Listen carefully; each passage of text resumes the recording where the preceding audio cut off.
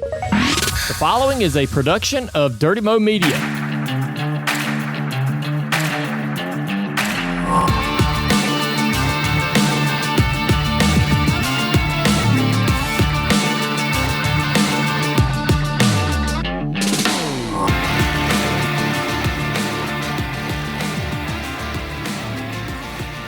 All right, everybody, welcome back to the season finale edition of the Teardown. My name is Jeff Gluck. I'm along with my coworker, Jordan Bianchi. We are motorsports writers at The Athletic, and we are here with one final episode for 2024 before Jordan gets to his favorite holiday, the Grinch. Getting ready for Christmas. You must be excited, Jordan. Can't wait. So excited. Love this holiday so much. Putting up a Christmas tree is the biggest waste of time around. It is so silly and inane, and I do not understand it for the life of me. My mom called me. She's like, hey, do you want all your childhood ornaments? I'm like, hell no. Throw them in the garbage. I don't want that. I don't care. Oh, man. I tell you what, we've had our Christmas tree up, I guess, since the day after Thanksgiving or You're one of those people? And we are probably going to have it up till February. We had it up till February last year. Because you know what? It's so nice to have like these nice lights in the dark winter months. The depressing, it gets dark at like 4 o'clock. Don't you have like a lamp you can turn on? You don't need Christmas lights. But you come downstairs and the tree's still all lit and you feel like it's not as depressing in January. I hate January. January is my least favorite month of the year. Well, so, that's fair. I just am ready to, once you get, at least in this part of the year, you're looking forward to Christmas and the holidays, and people are festive and in a good mood, except for you. Well, and then you get to January and you're like, damn, it's still a long way to go of cold, especially here in Colorado. So yeah, but have you had an off season so far? Have you enjoyed your little bit of an off season? Yeah, it's a little bit. Just been busy, lots of meetings and touching base with people and kind of staying on top of things. So not too much downtime. I'm starting to kind of get the itch though, to be honest with you. I'm kind of like, I'm ready to get back and, start doing everything again. We haven't even had vacation yet. No. Well, you're starting to get the itch. Yeah, I'm starting to get the itch. Well, that doesn't surprise me. Well, I just got back from Disneyland, so I'm a little bit refreshed, ready to go for one final episode here. We had 90 emails. Wow, 90. So 90, and all these emails had at least one question. Some people asked multiple questions. We even had one person ask a full 12 questions, unique 12 questions. So sorry, we're clearly not going to get to everybody. We'll try to get to as many as we can. Maybe we'll be able to get to 20 or something in the next couple hours here. I'm not sure. Also, later in the episode, we'll be joined by our dear friend, Holly Cain, who is the co-author of a new book, NASCAR Mavericks, and she's going to come in and help us answer a few of the questions as well. So should we just get right into it, Jordan? Let's do it. Let's get to it.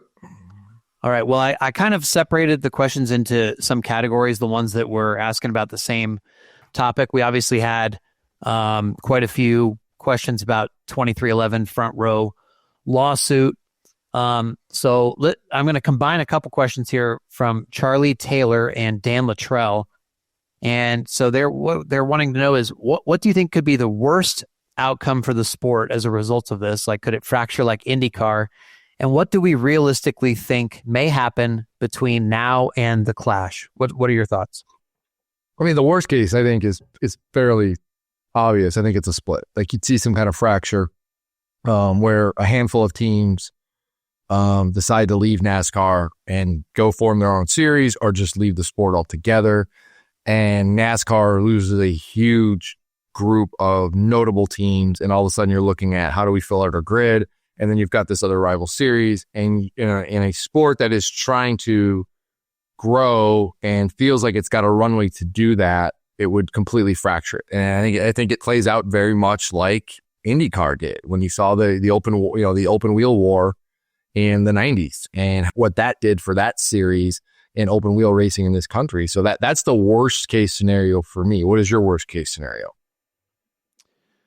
At this point, it more feels like, because, with everybody signing the agreement, and even if, let's say 2311 and Front Row are successful in the lawsuit, which could lead to some major changes, I still think a lot of the teams are, have shown that they're, relatively content with the status quo.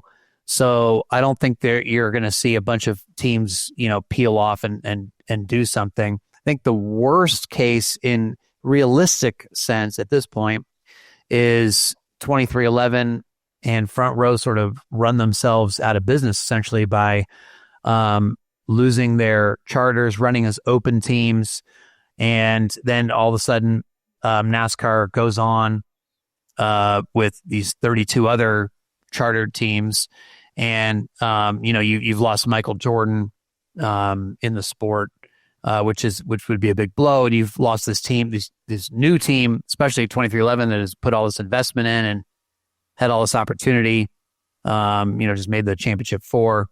So I think that would be bad for the sport as a whole, and obviously bad for the people at those companies. But I shifting to the other part of the question, what will happen between now and the Clash? I just think that I can just kind of leaning toward like cooler heads will prevail, and I don't mean cooler heads in the sense of like emotions, but I think some reasonable settlement or something ultimately gets reached, maybe as the season approaches and everybody goes on. Maybe that's not realistic. Maybe that's pie in the sky at this point, given the legal action still ongoing. But is NASCAR really going to take these charters, away? And also, by the way, they're saying that they might deny the sale of the SHR charters and make those go through to the other teams. So, what's that? Another $40 million or something that they're costing, SHR, that SHR was counting on getting. So that would then you'd see Gene Haas and Tony Stewart bring a lawsuit or something. So that could get messy in itself. So I just don't know if it ends up getting that far. But, at this point, who knows? I don't know. Yeah, I mean, the SHR part of it is certainly interesting. And I don't think you would necessarily see a lawsuit from SHR. I mean, from my understanding and the conversations I have with people, like there are people have made I know people have made inquiries about those charters.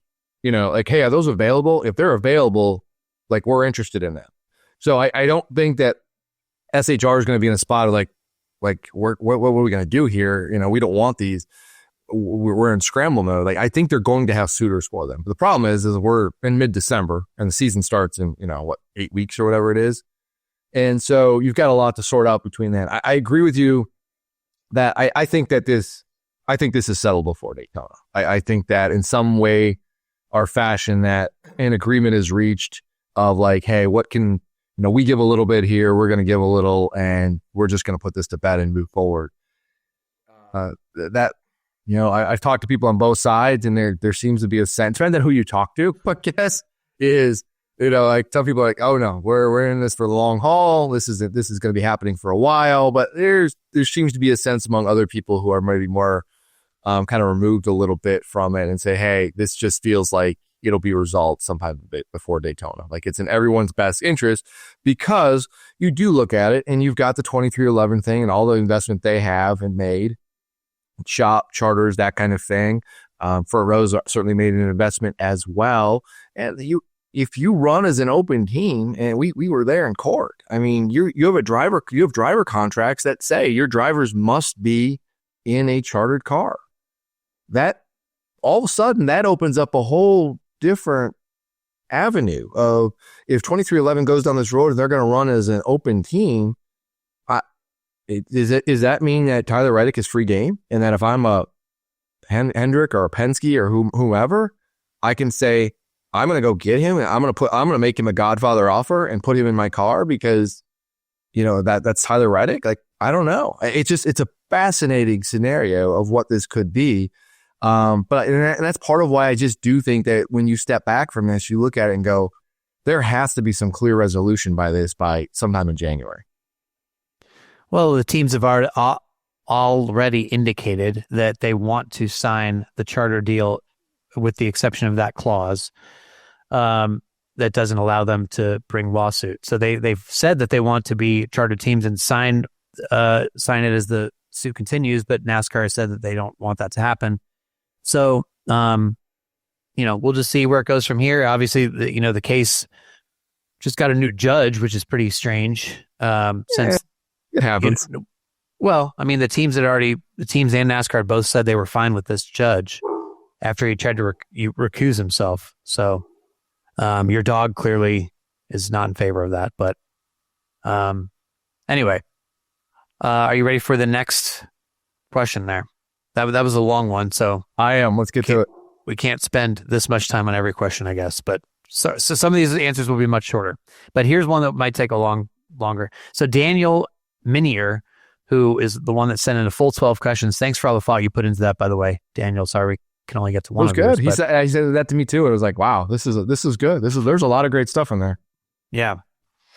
So listen, we got a ton of questions about the playoff format, obviously. I mean, that was some of the most questions we got. So many questions about the playoff format. Yeah, lots and lots. And but ultimately, let's just answer it this way. So his question is philosophical question regarding crowning a champion under any format.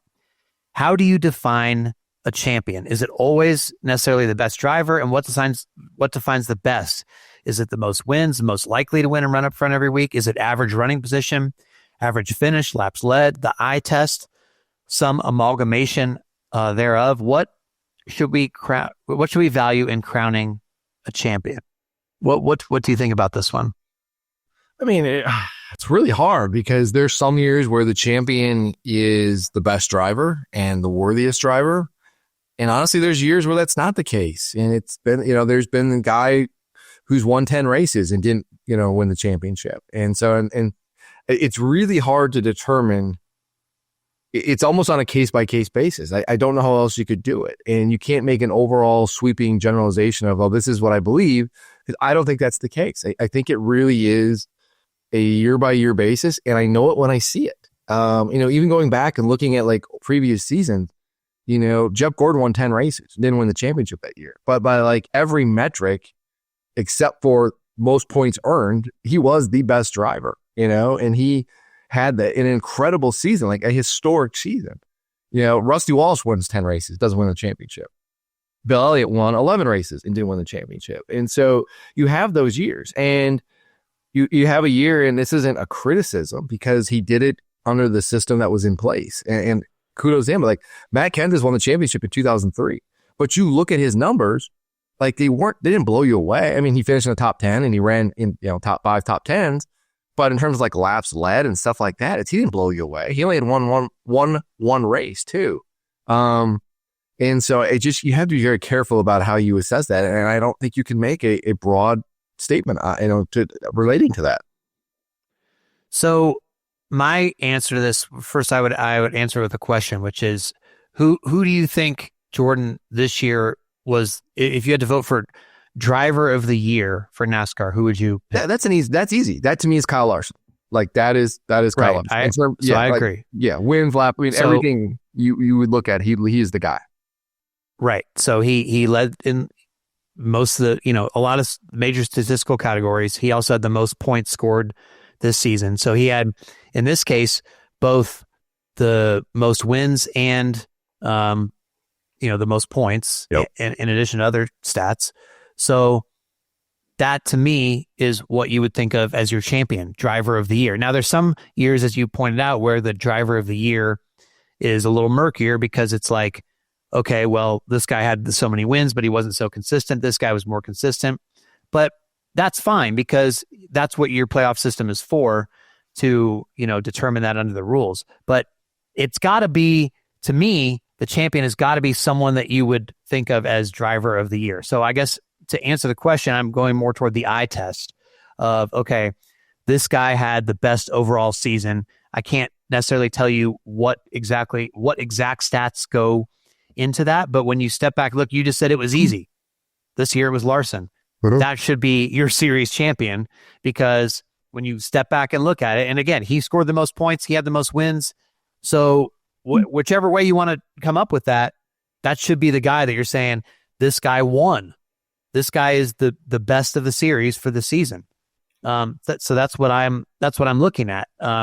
Again, you're not going to have an exciting, crazy playoff format if you do that, though. So I understand why they don't want to do it. But in answering a question of what is the champion, what should the champion be necessarily, that's what I'd come up with.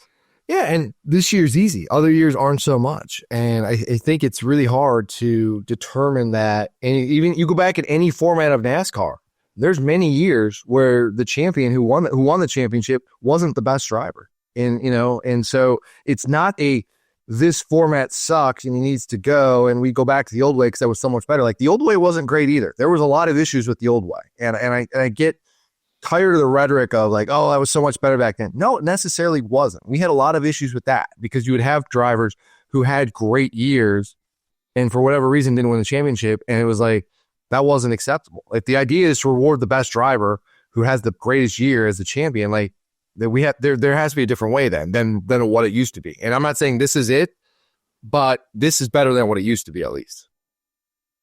Yeah, to me, I mean, again, I'd still favor the 10 race chase probably. We just talked about how obvious it was that the driver of the year was Kyle Larson. He ends up finishing 6th in the point standings, while the champion, Joey Logano, he obviously scored the 12th most points for the season. So, but he had the second most wins. Like, so, I mean, it's, I don't know. Yeah. Well, there's your answer. All right. So, Kenton B. I've heard NASCAR started the chase and later the playoff system due to pressure from TV partners and sponsors. Stage racing was also a push from TV networks. How does NASCAR balance appeasing fans and the TV partners at the same time? And how do you think they should handle it? Well, to me, this is not going to be a fun answer that people want to hear because people would like to hear, well, TV has too much power, and they're dictating too much and they're dictating schedule stuff and playoff stuff and formats and putting out all these ideas that nobody's asking for. Unfortunately, we live in a world where TV has essentially propped up the sport. And so they have a lot of say into what is happening. NASCAR, in trying to be a good partner to these people and keep the relationships going and keep their sport going strong, they're saying, okay, what do you guys want? What's going to make you promote it? What's going to make you sign on for more? What's going to make you want to invest more? And this is what the TV networks are telling them. I mean, you see now in baseball where it sounds like they're under pressure, the stupid golden at bat rule, which to me has lots of shades of going to, back. That was my first thought too. You're like, oh my God, who would want this? No, you're ruining the sanctity of the game and all this stuff. There's some appeal to it. Well, I mean, look, there's the entertainment appeal, but the fans are going to revolt if that actually happens. Look it up, the golden at bat rule, if you don't know what we're talking about. But this is again where TV partners have said, hey, this is an idea we might be interested in, spice up the games, and you're just like, I hate that kind of stuff, but this is the reality because they pay billions of dollars, and so they have a lot of say. And I don't think I don't see them being able to undo that or separate themselves from that in the modern day climate, because TV money is so important that they have to listen to some degree, and it sucks from my standpoint, but I mean, what do you think? I agree. I mean, TV in all sports is league's biggest revenue generator. That's how they get their biggest amount of money.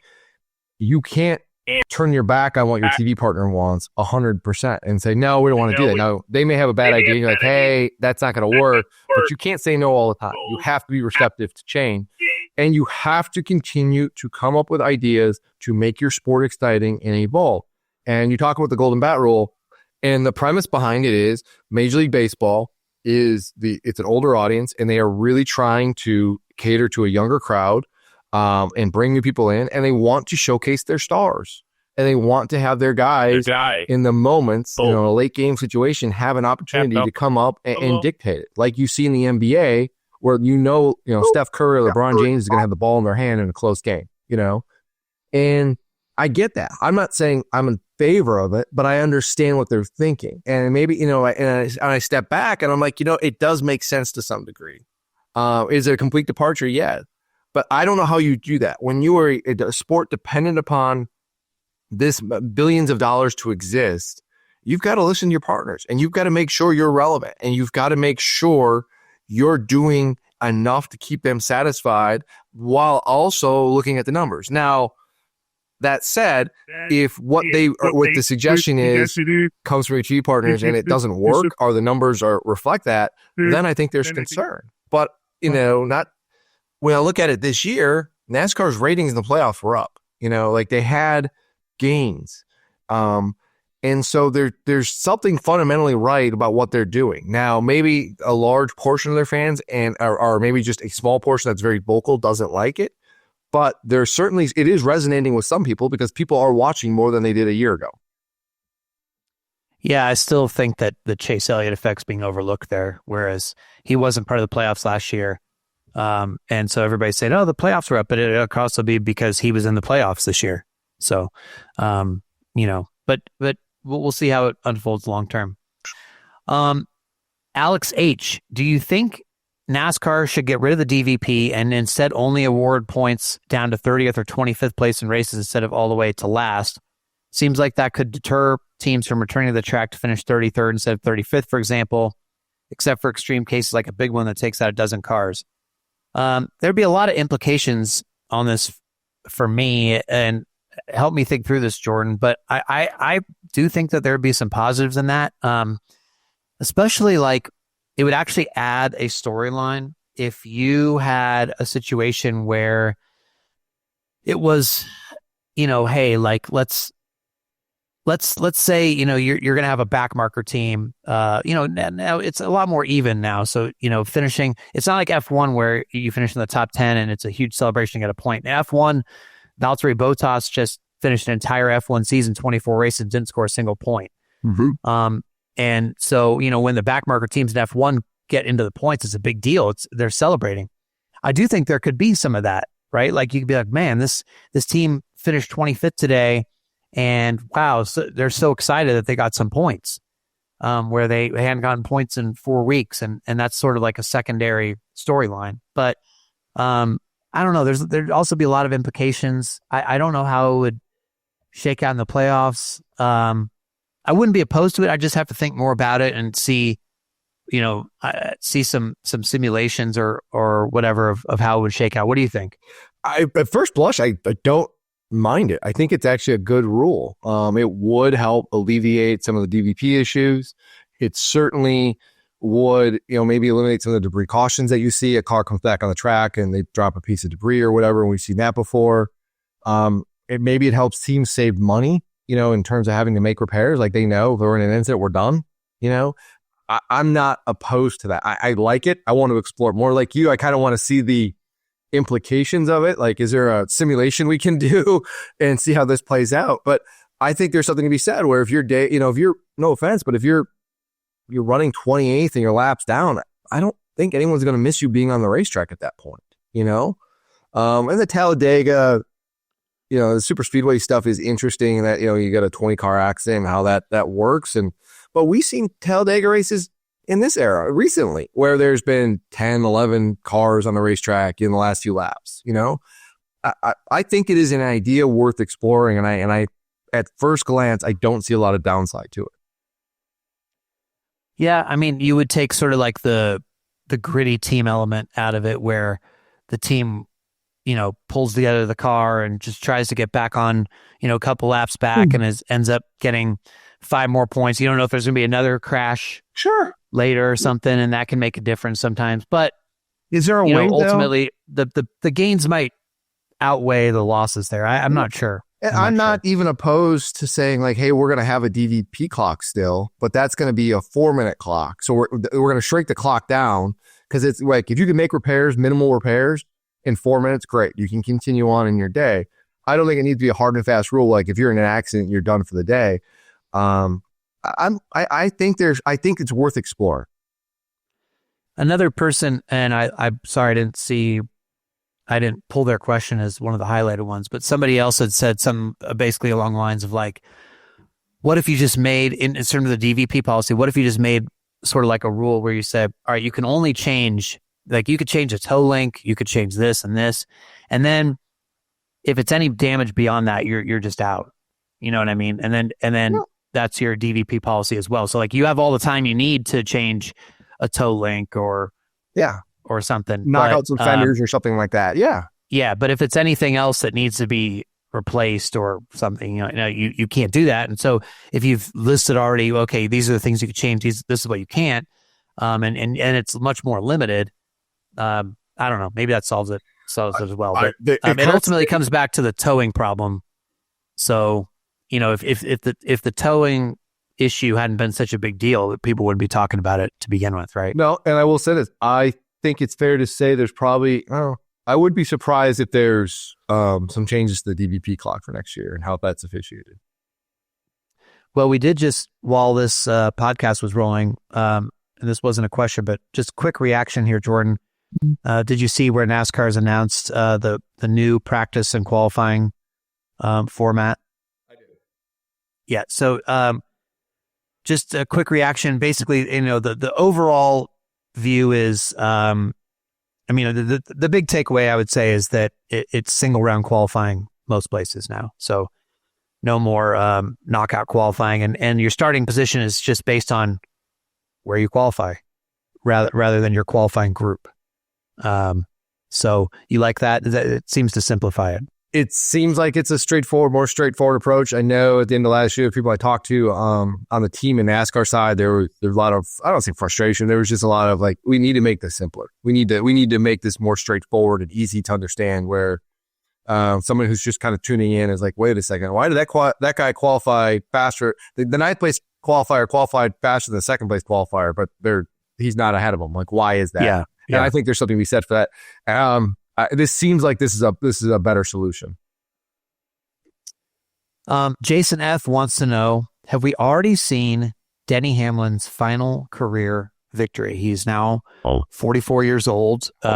He last won in April, and he's getting a new crew chief. You say no right away. No. He's got one. He's got at least one more in him. At least one more. Yeah, I think it depends how this year goes, right? Because, getting as we talked about, I think in the last episode of this podcast, we've had situations where we definitely didn't see it coming in terms of like, somebody's last career win, and we are caught off guard when you look back now and you go, oh yeah, wow, that really was. Sure. So that could be very well the case, but I think it depends how this year goes in two senses, right? One, for Joe Gibbs Racing, they didn't won in the entire second half of the year, even though they were close, obviously. But are they going to come out of the gate and be a winning organization again and have that speed early in the season? If not, if they're struggling or something, that's everybody on the team is trying to get to victory lane. And then you have Hamlin with a new crew chief, which not saying anything about either of their abilities, but just the chemistry it takes to win, and the communication level of what changes are needed and all that stuff. That can play a factor, and that could take time. So, again, with a 44-year-old guy, I'm 44, so I don't want to make it sound like that's very old, but apparently it is, because Denny Hamlin's the oldest driver in the series now, with Truex retiring. So, I think it's entirely possible. I can make a case for it. There's no doubt. You look at Jimmie Johnson and Kevin Harvick. Kevin Harvick comes off a 2020 season, and you're like, man, this guy's got it. And then he doesn't win the following year, and you're like, whoa. And in his kind of career, then Jimmie Johnson's career, wins a championship in 2016, wins 3 races early on in 2017. You're like, okay, championship number 8, right? No, he never won again, and his performance just fell off a cliff. But I don't feel like Denny's there. Well, look at Truex. Look at Truex. Sure. Truex the same way. He again had chances to win, but it's very hard to win. Everything has to go Absolutely. perfectly. And Truex didn't win in his final season. So yeah, I do think Hamlin, I don't think it's going to be Hamlin's last year. That's what I was going to say though, is like the retirement for Truex has always been out there for the last 2 years. Like, you just didn't know. Denny has indicated like he's not going to retire anytime soon. And so he's got, I don't know, I don't want to put a number on it because I'm not him, but let's just say he's got 3 or 4 more years left. You're with Joe Gibbs Racing. I don't feel like Joe Gibbs Racing is going to pull Stewart-Haas Racing and just completely regress to a mid-pack team. I feel confident that whatever quote-unquote slump, and I use that in air quotes because, like, yeah, they didn't win a race last year, but Christopher Bell was damn good in a lot of races and could have won some races. Denny Hamlin could have won some races. It just kind of things worked against them. I think they're going to be fine. And that goes a long way for me in the confidence of this team. This organization is going to continue to build fast race cars. And as long as Denny's skill set doesn't completely go away, I think he's going to have at least an opportunity over the next 2, 3, 4 years to at least get one more. All right. Well, thank you to Jason F for that question. We have another somewhat Hamlin related one from Chris R.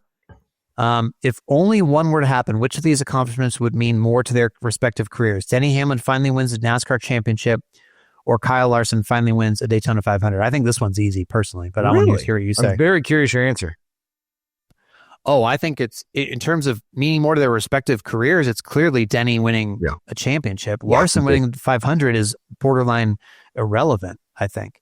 I don't think you at all have to win a 500 in this day and age to be considered a sort of legend. I mean, Tony Stewart never won the 500, Kyle but Busch nobody never goes, done it.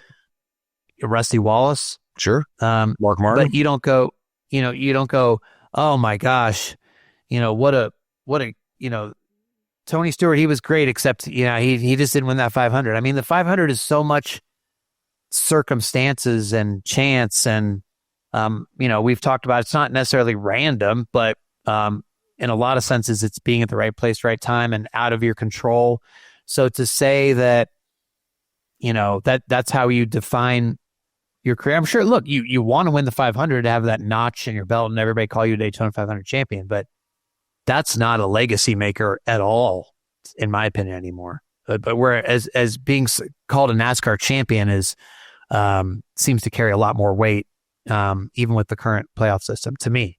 So I think that's an easy one. Yeah, I mean, I look at Denny Hamlin's career and the totality of it. He's won just about everything except for a championship. He has not won the Brickyard 400 yet either. But if he can do that and win a championship, and he continues to win races, and he hits that 60 number, he's going to have a career. I think people are going to, when it's all said and done, you're going to look back on it and go, wow, that was actually a lot better than we thought. Because I don't think he necessarily gets the credit he deserves for how great his career is and the big races he's won and how long he's done it for. It's pretty consistent. It's pretty remarkable. And to add a championship, that would be special. I will say this about Kyle Larson, though, kind of like I just said about Denny Hamlin.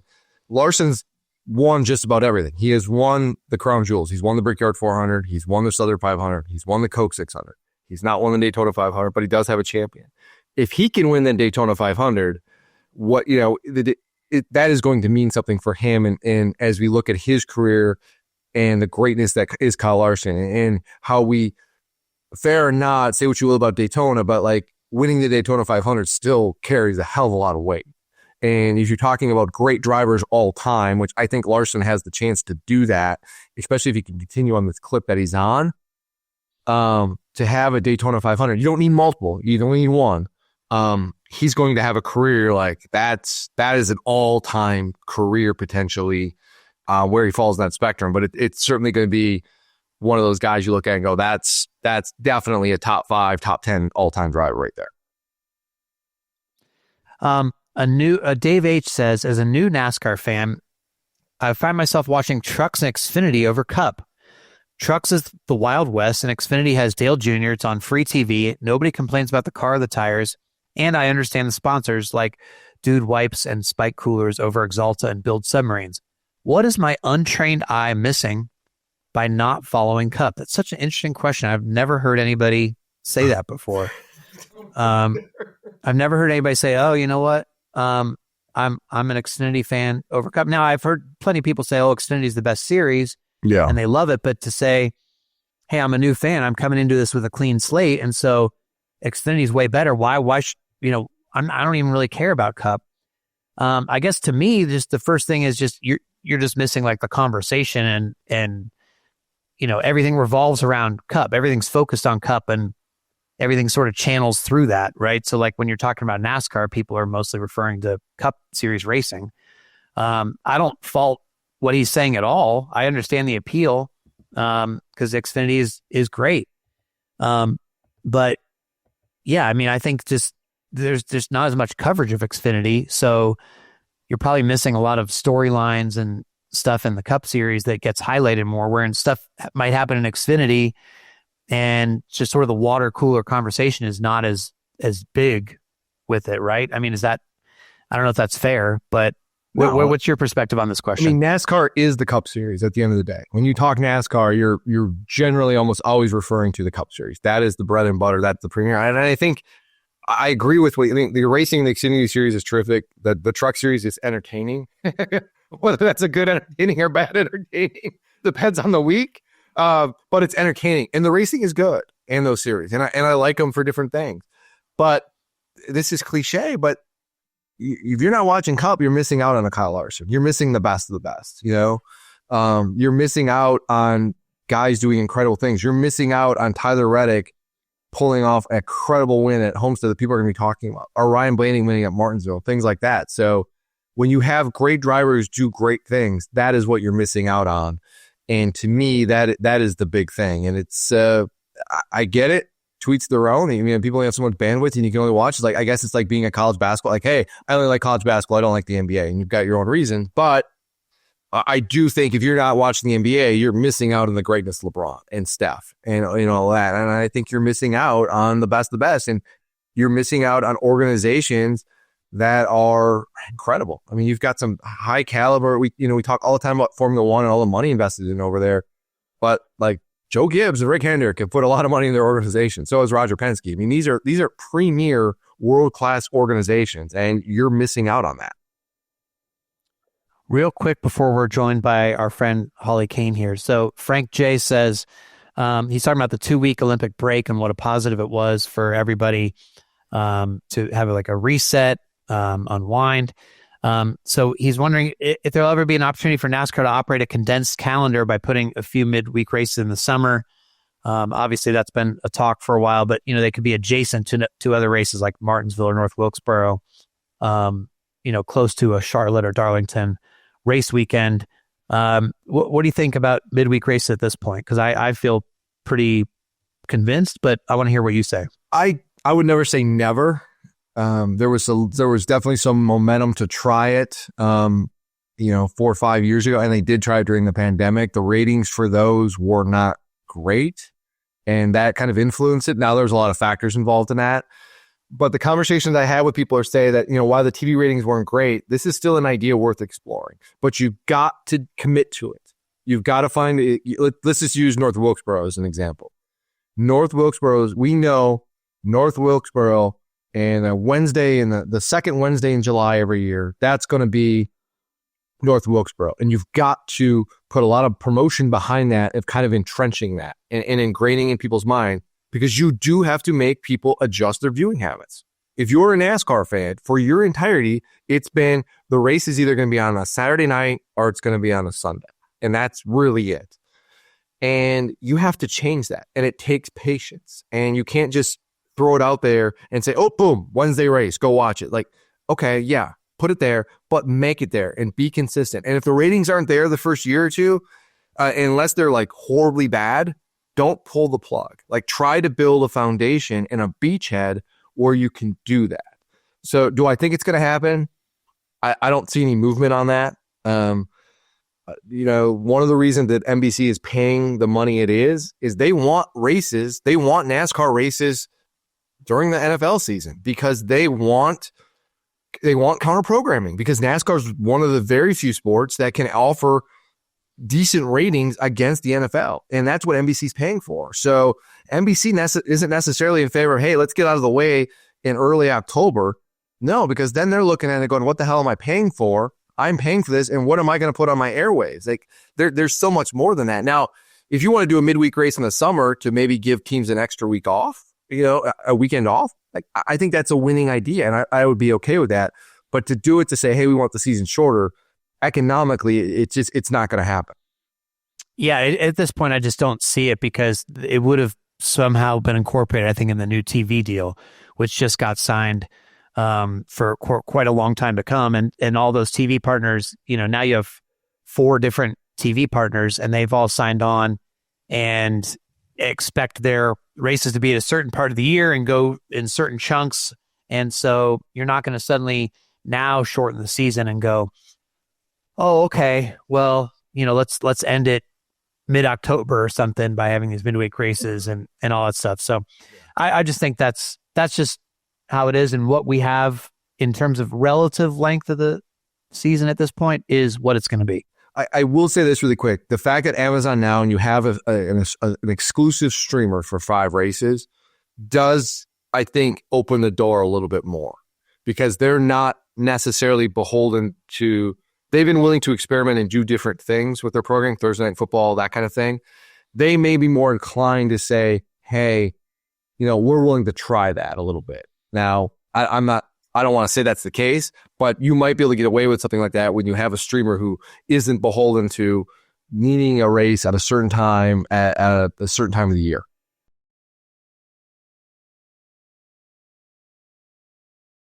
All right, now we are transitioning into being joined by our dear friend, it's already making me smile, Holly Cain from the NASCAR Wire Service. And hello. Jordan's very excited. I love Holly. I would say Holly, I don't know, I want to speak for you, Jordan, one of our favorite humans. Is that?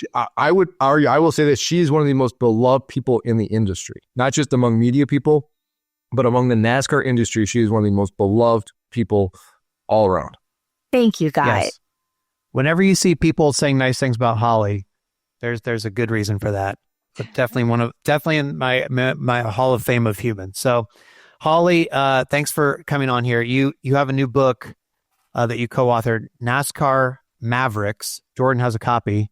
Very excited. Already. I guess I'm not a very good friend because I don't have my copy yet. Wait, where'd you get your copy, Jordan? It. She loves me more, Jeff. I'm sorry. Man. You will have it immediately, Jeff. Oh, I got it now, because I do. Well, I looked up on Amazon. It has, I don't know if you look at these, Holly, but it has 4.9 stars, which is higher than my Uber rating, which I, take a lot of pride in. But so that's good. 4.9 stars out of 5. Pretty. I don't know who the one person was that only was willing to give it 4. Not well, very I'm nice, just glad but it's out of 5 stars and not 10. Oh, so that makes out me of feel 10. a lot better. So, you wrote this with Herb Branham, and you're sort of tracing the history of NASCAR here. So why did you want to get involved with this project? Why was this something you were like, okay, yes, I'm going to do this? Well, Herb and I worked together at the Tampa newspaper, the Tampa Tribune, back in the 90s. So I actually started covering racing because Herb was the racing beat writer, and I came in and I was his backup.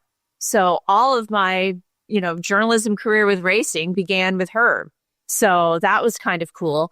And, I love this book because it's very different. It's not, this is the story of whatever it is. It's looking at people that dared to be different, that challenged the norm, that said, let's do it this way. And the thing that I also really like about the book, and I'm not saying this just as the author, but it's a bunch of short stories. So you can go through the table of contents and say, oh, I was always interested in Sarah Christian or Smokey Eunuch. And you can go and we have fantastic photographs, I have to say, we got from the archives, and read a short, informative, hopefully enjoyable story and learn something they didn't know about one of these subjects. So to me, that's what makes the book different. And it was really cool. Herb called me and asked me if I'd be interested, and not to go down a rabbit hole, but it was just before I got sick.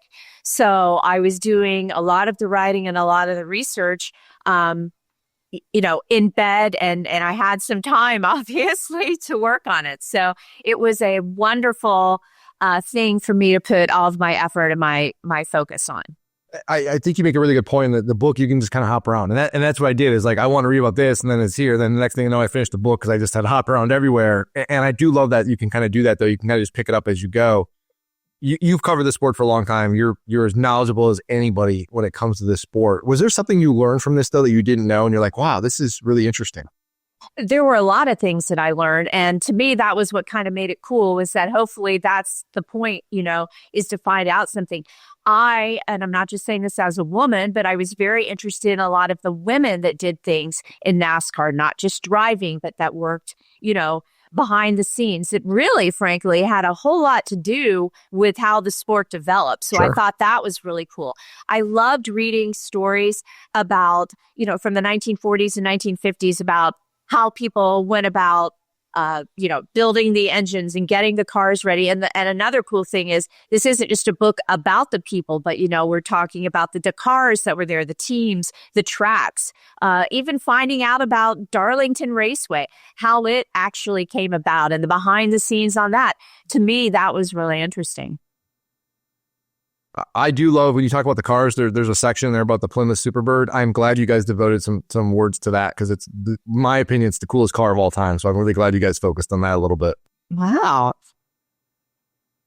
Holly, if you could share with the listeners, one of my favorite stories is about your dad. Your long history in journalism. Your dad, his claim to fame is something very unique. I was wondering if you could enlighten people with that story really quick. Yes, Jeff. My dad was a journalist and eventually spent most of his career in sports. But at the very beginning of his career as a young man, he was a radio guy. And he went after John F. Kennedy was shot and assassinated in Dallas. My father drove to Dallas from Florida and was standing there in the bottom of the basement of the jail and is standing within a few feet when Jack Ruby assassinated Kennedy's assassin, Lee Harvey Oswald. So there are photographs. So he's in several movies where you can see my father, who as a young journalist said, it's not enough to stay here and write. I need to go and see the scene. And both you and Jordan are these kind of journalists. That's how you operate. But my dad went, and who the heck would know, talked his way in there. I mean, back then, you didn't just show a credential and get in somewhere, right? Talked his way in, as the usual, wearing suits and hats, as the press used to do.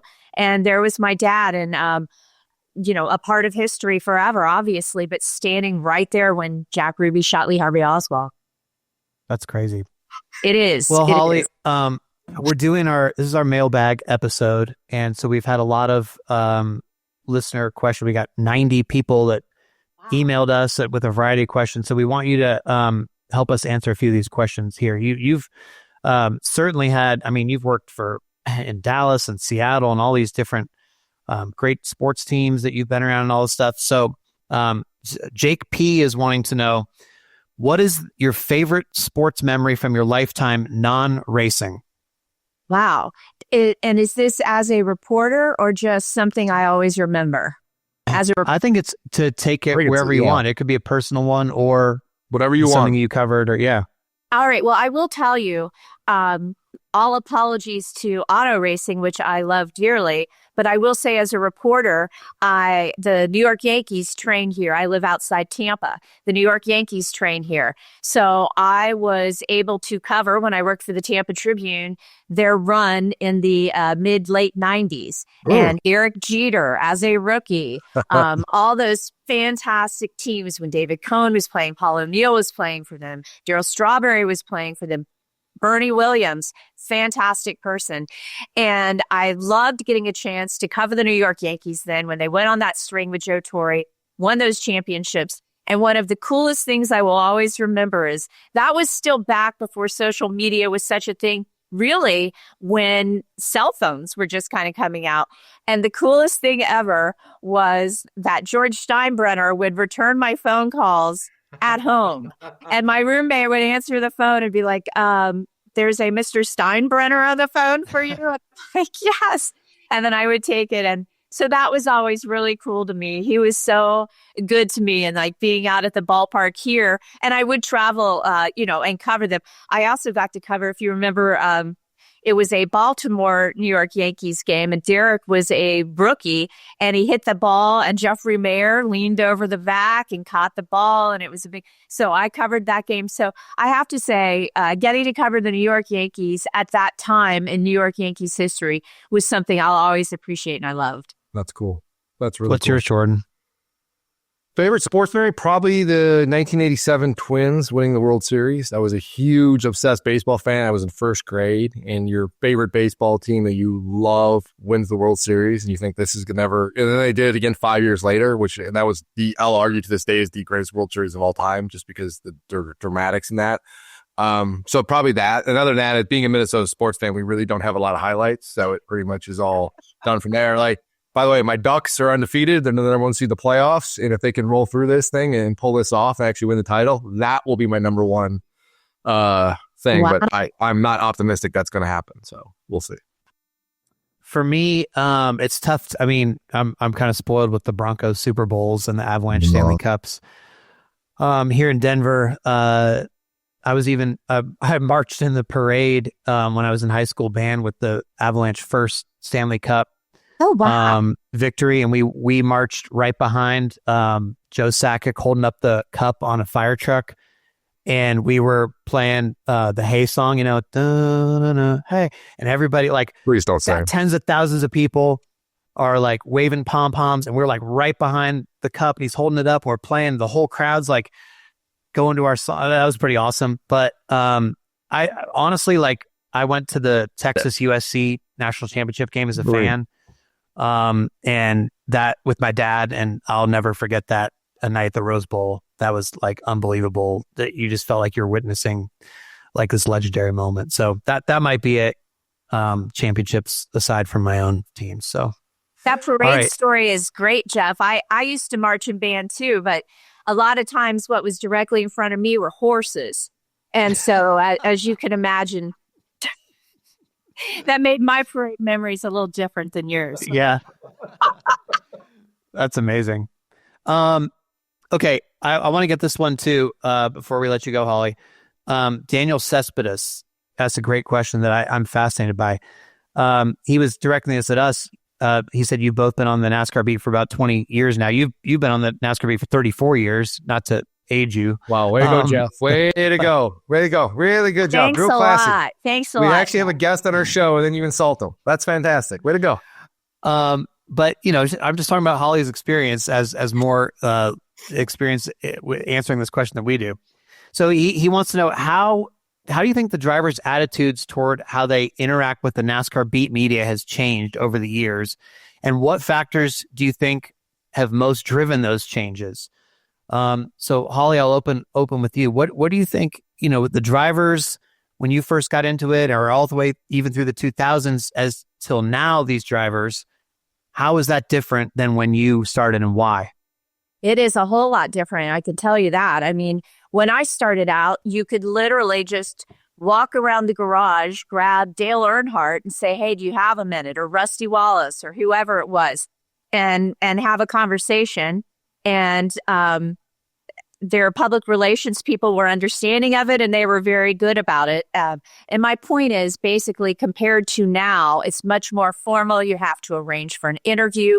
I feel like you're judged quite a bit on what your outlet is as well, whether the time can be made or the time may not be made. I think the drivers and the competitors and the team as well, that, whoever it is you're talking to, the crew chiefs and the owners, are fantastic once you get them. It's just the access, I believe, has changed so much. And that's also largely due to the way things are. Now you're walking around the garage, and there are citizen journalists, I think, and they're just shoving their cell phones up and getting things and publishing it. So I think the way people get their news now is so vastly different that obviously the sport has to react and handle things differently. And as the younger guys come up, that's what they're used to, right? So that's fine with them. And that's how you go about it. But that's what we as trained journalists have to be able to do, is adapt and go and make it work. But there is 100% difference in terms of the accessibility, I would say. We get to see them every week. They're great at bringing them in. But I think you two would both agree with me that what you get in a one-on-one interview or a small group interview is quite often different than what you get when they're sitting on a microphone on a stage. Yeah, I agree in the sense that, like, when I'm looking at how these drivers treat us now in terms of like how they're talking to us, and they're ready to be on the camera because they all know, okay, this is going to appear on X, this is going to appear on YouTube. And so they're almost looking at like, this is no different than like a TV interview, which is a different way of talking to people. Where in the groups we used to have, we're not all, it's not being filmed at all. It might be being recorded, or maybe even they say, hey, off the record for a minute, everybody puts their recorders down, drops their recorders, not taking notes. And you're sort of getting background. You're having this back and forth. You're having these interactions. You're understanding.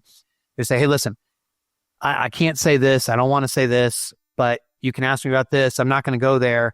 I can't talk about this. Now you wouldn't have that because the whole thing would be on camera, the whole interaction, right? So they can't do that. So they're a little bit more stiff. They're a little bit more guarded. They're a little bit more in their media train mode. So I don't feel like we really get the real sense as much. And then, so that kind of hurts like the relationship building aspect with these guys. Like, I can remember times when Tony Stewart, I mean, he'd have behind the hauler chats every week, right? And sometimes they'd be combative or whatever. And then there'd be times he'd say, hey, he'd tell me, hey, stay, I want to talk to you for a minute afterwards. And he'd pull me in the hauler and we'd have a conversation without anybody talking, without any cameras, and then, hash out whatever needed to be hashed out, right?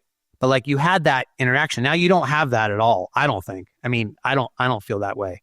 So I agree. Yeah, it's just different. Unfortunately, I came in post the time when, ever since I came in, everything was sort of scheduled in terms of media, at least behind the hauler chats. I was never around when it was just, hey, go grab who you need to grab. Right. But I've heard lots of stories about that then, and it was a different environment because it was really about who you knew, who you could go talk to, who was willing to accommodate your time, all that stuff. Well, and also, quite frankly, there were a lot more practices. So, you know what I mean? So it wasn't the formal of qualifying or racing or, that as well. So I think that probably played into it as well. Holly, great for you to come on here. NASCAR Mavericks, your book, everybody go check it out. Be a great Christmas gift.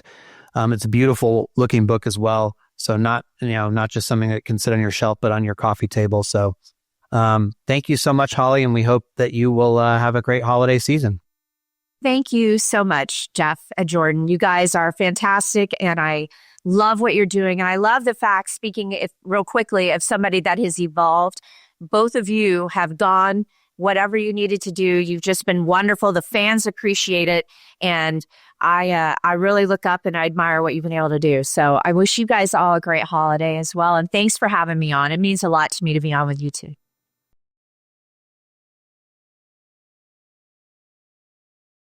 All right. Wow, that was fun having Holly on there. Jordan, obviously, as we talked about, one of our favorites. So the best. She's just such a gem, and all she's gone through with surviving cancer multiple times, and especially this year, earlier this year. It's hard to believe it was this year, but I mean, she was really in bad shape and was able to get back to the track by the spring and just cover races as normal. So her perseverance is something else. And she's a great person on top of that. So really cool to have her on. She's the best. She's an inspiration. She's incredible, warm person. She instantly makes you feel better about yourself. You just see her and smile. She always has a positive attitude. Like, there are very few people I love in this world more than I love Holly. There you go. Says a lot from you, Jordan. Jordan, back to our mailbag questions here.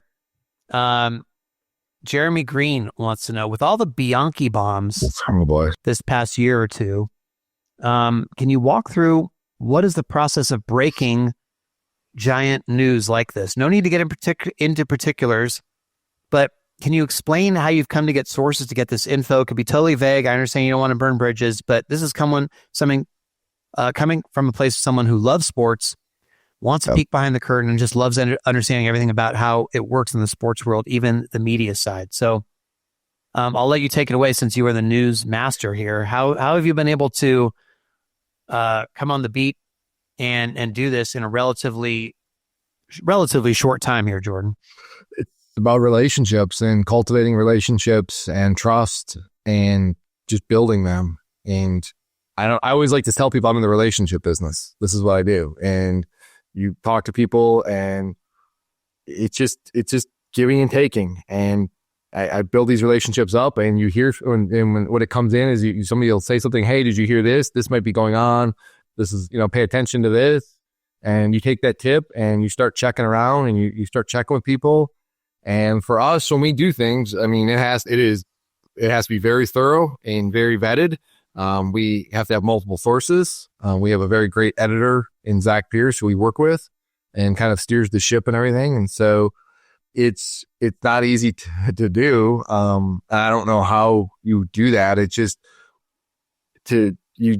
continually talking to people and checking in, and there's really no one big or small in this sport that you should talk to, and because you never know where people are going to end up. You never know what they may find out, and you'd be amazed at some of the tips that I've gotten from people.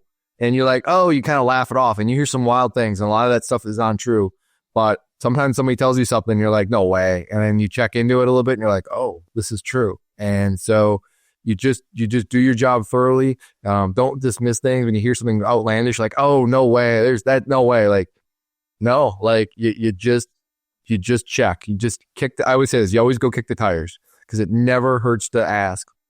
And I always take the time, and I always say, like, 99 times out of 100, I'm going to go and chase something. It's probably going to fail, and I'm going to waste my time and energy and all those things. But that one time it does work is all that matters, and it's worth it. Justin Parmer wants to know, with the declining quantity of more, quote, traditional media coverage, what would be your advice for up-and-coming journalists looking to get their foot in the door?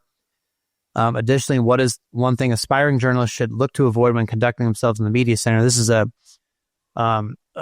just want to bring this one up because I'll put this out there to hold myself accountable for it. One thing I'm interested in doing is trying to do some sort of like I don't know if it'd be like an online seminar basically about this topic for anybody that's interested, up and coming journalists. I don't just want everybody to join, but I'm looking for people that are really trying to get their foot in the door, as he said there. So it's a much broader topic, and I think I could talk for quite a while about it. But I will say that, in my view, right now is the best time in human history to create your own opportunity to become a journalist, to get into the NASCAR world, right? Because historically, you would have had to go, like when I came up, you're looking at the newspaper route, right? So you've got to find some newspaper, start at the bottom, work your way up, earn your spot, all that stuff, which I think there's a lot to be said for that, right? Like to pay your dues and start at the high school level and make your mistakes out of the spotlight and learn deadlines. Yes, all that stuff, right? So much of how I conduct myself now has been shaped by covering high school sports. But, obviously that step is being skipped by many people now. So for me to say, oh, go start at the bottom and pay your dues. I mean, people are being able to create their own, you create your own podcast, your own YouTube stuff, your own social media presence, your own blog, whatever it is, your own newsletter. All the tools are available to do that now. So it's about coming up with a concept, coming up with an idea, coming up with something that nobody else is doing. And I think you're seeing the successful young journalists who are being able to parlay opportunities now in the industry, whether that's, like an Eric Estep building up his own YouTube presence into more than 200,000 subscribers, or all these great stats guys who, where there's like a Trey Ryan, people like that. And now you see Seth Agert with all his spreadsheets and all his historical stats. He's trying to make a new site where he's keeping all these odds and end stats that people have, here's the last time somebody flipped. Here's the last time somebody got penalized for this. Those are all sort of like niche elements of NASCAR that are sort of undercover, and you can find things like that to do. So, that's one thing I would do to get your foot in the door. But I'm saying this because I'm in my opinion, I need to put this out there in order to follow through on it and hold myself accountable. So I would like to have a lot more to say about this in a separate thing for just media people who are looking to try to get some tips and answer any questions, because I want to help the next generation, obviously, as much as I can. So any advice from you on that? No, I mean, I'm somebody who didn't come up the newspaper way, and I'm kind of the generation after you, so to speak, if you would. And I wish I had, because I feel like I missed out. And, writing on deadlines is a skill that impresses. You do it so well. And I'm just amazed that I don't have that skill set. But I will say, if there is somebody that could be a great mentor, it is you, because you have helped me immensely throughout my career. I owe my career to you in so many ways. You're a great sounding board. You're great advice. And so there are people out there, and you're going to do this. I'm telling you right now, to those folks, listen up, take notes, because you're going to get advice from somebody who knows what the hell they're doing and is one of the best out there. Well, any journalist, I think, would be what, if you go to Bob, if you go to yourself or whoever, I mean, people, we get questions all the time. I'm sure everybody's willing to be helpful. Sometimes you get bombarded and it's tough to address everyone one-on-one, which is why I would like to do some sort of like joint thing. But in terms of like coming into the media center, I think just the one thing about that I think a lot of people miss on, and I think this applies to anybody in any job. If you see somebody that looks like they're working like pretty hard, like maybe have headphones on and intently typing on their computer, it's probably not the best time to like interrupt them. That goes for any office job, right? Like if you're like, hey, how's it going? Did you want to talk about this? Or, you're like, no, let me take my headphones off. Let me stop what I'm doing. I'm clearly in the middle of something here.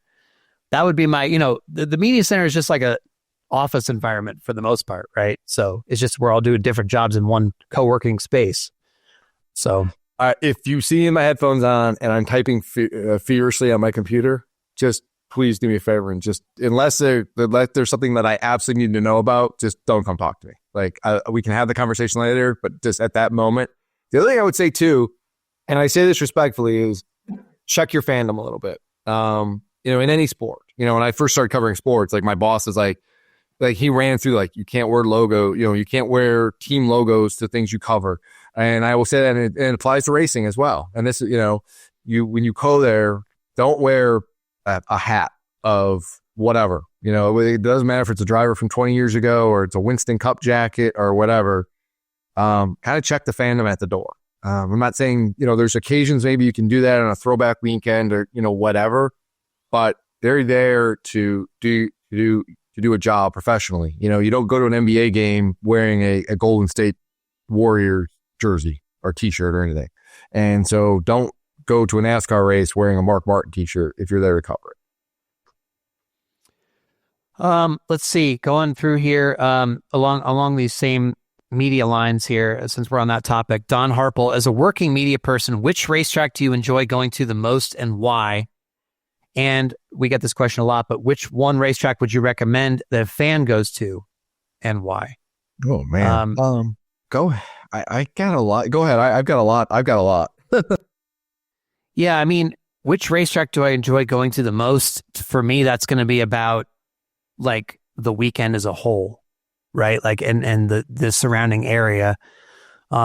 So, it's not really going to be about the race for me, because you can't necessarily know whether it's going to be like, I could say, oh, I love going to Kansas so much, which I do love the Kansas trip, but, because the racing's so great. Yeah, that's great. But I'm more like, the things that I enjoy about the travel part of it in terms of working media is like, oh, the things you can go do. So, I mean, yeah, I love Sonoma.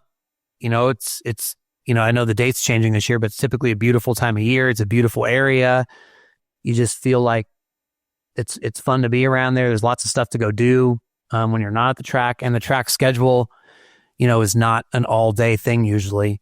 So, I like that. You know, as in terms of like which one racetrack that I would recommend a fan going to me, like it's really tough for me to overlook the Bristol night race. I mean, I know that the short track package and all that stuff is struggled, and well, they didn't even use the short track package there, but you know, whatever the reason is, but the Bristol night race, like if you're a NASCAR fan, you've never like walked into Bristol Motor Speedway just to see the place. That's just an experience unlike anything else in all of sports, in my opinion.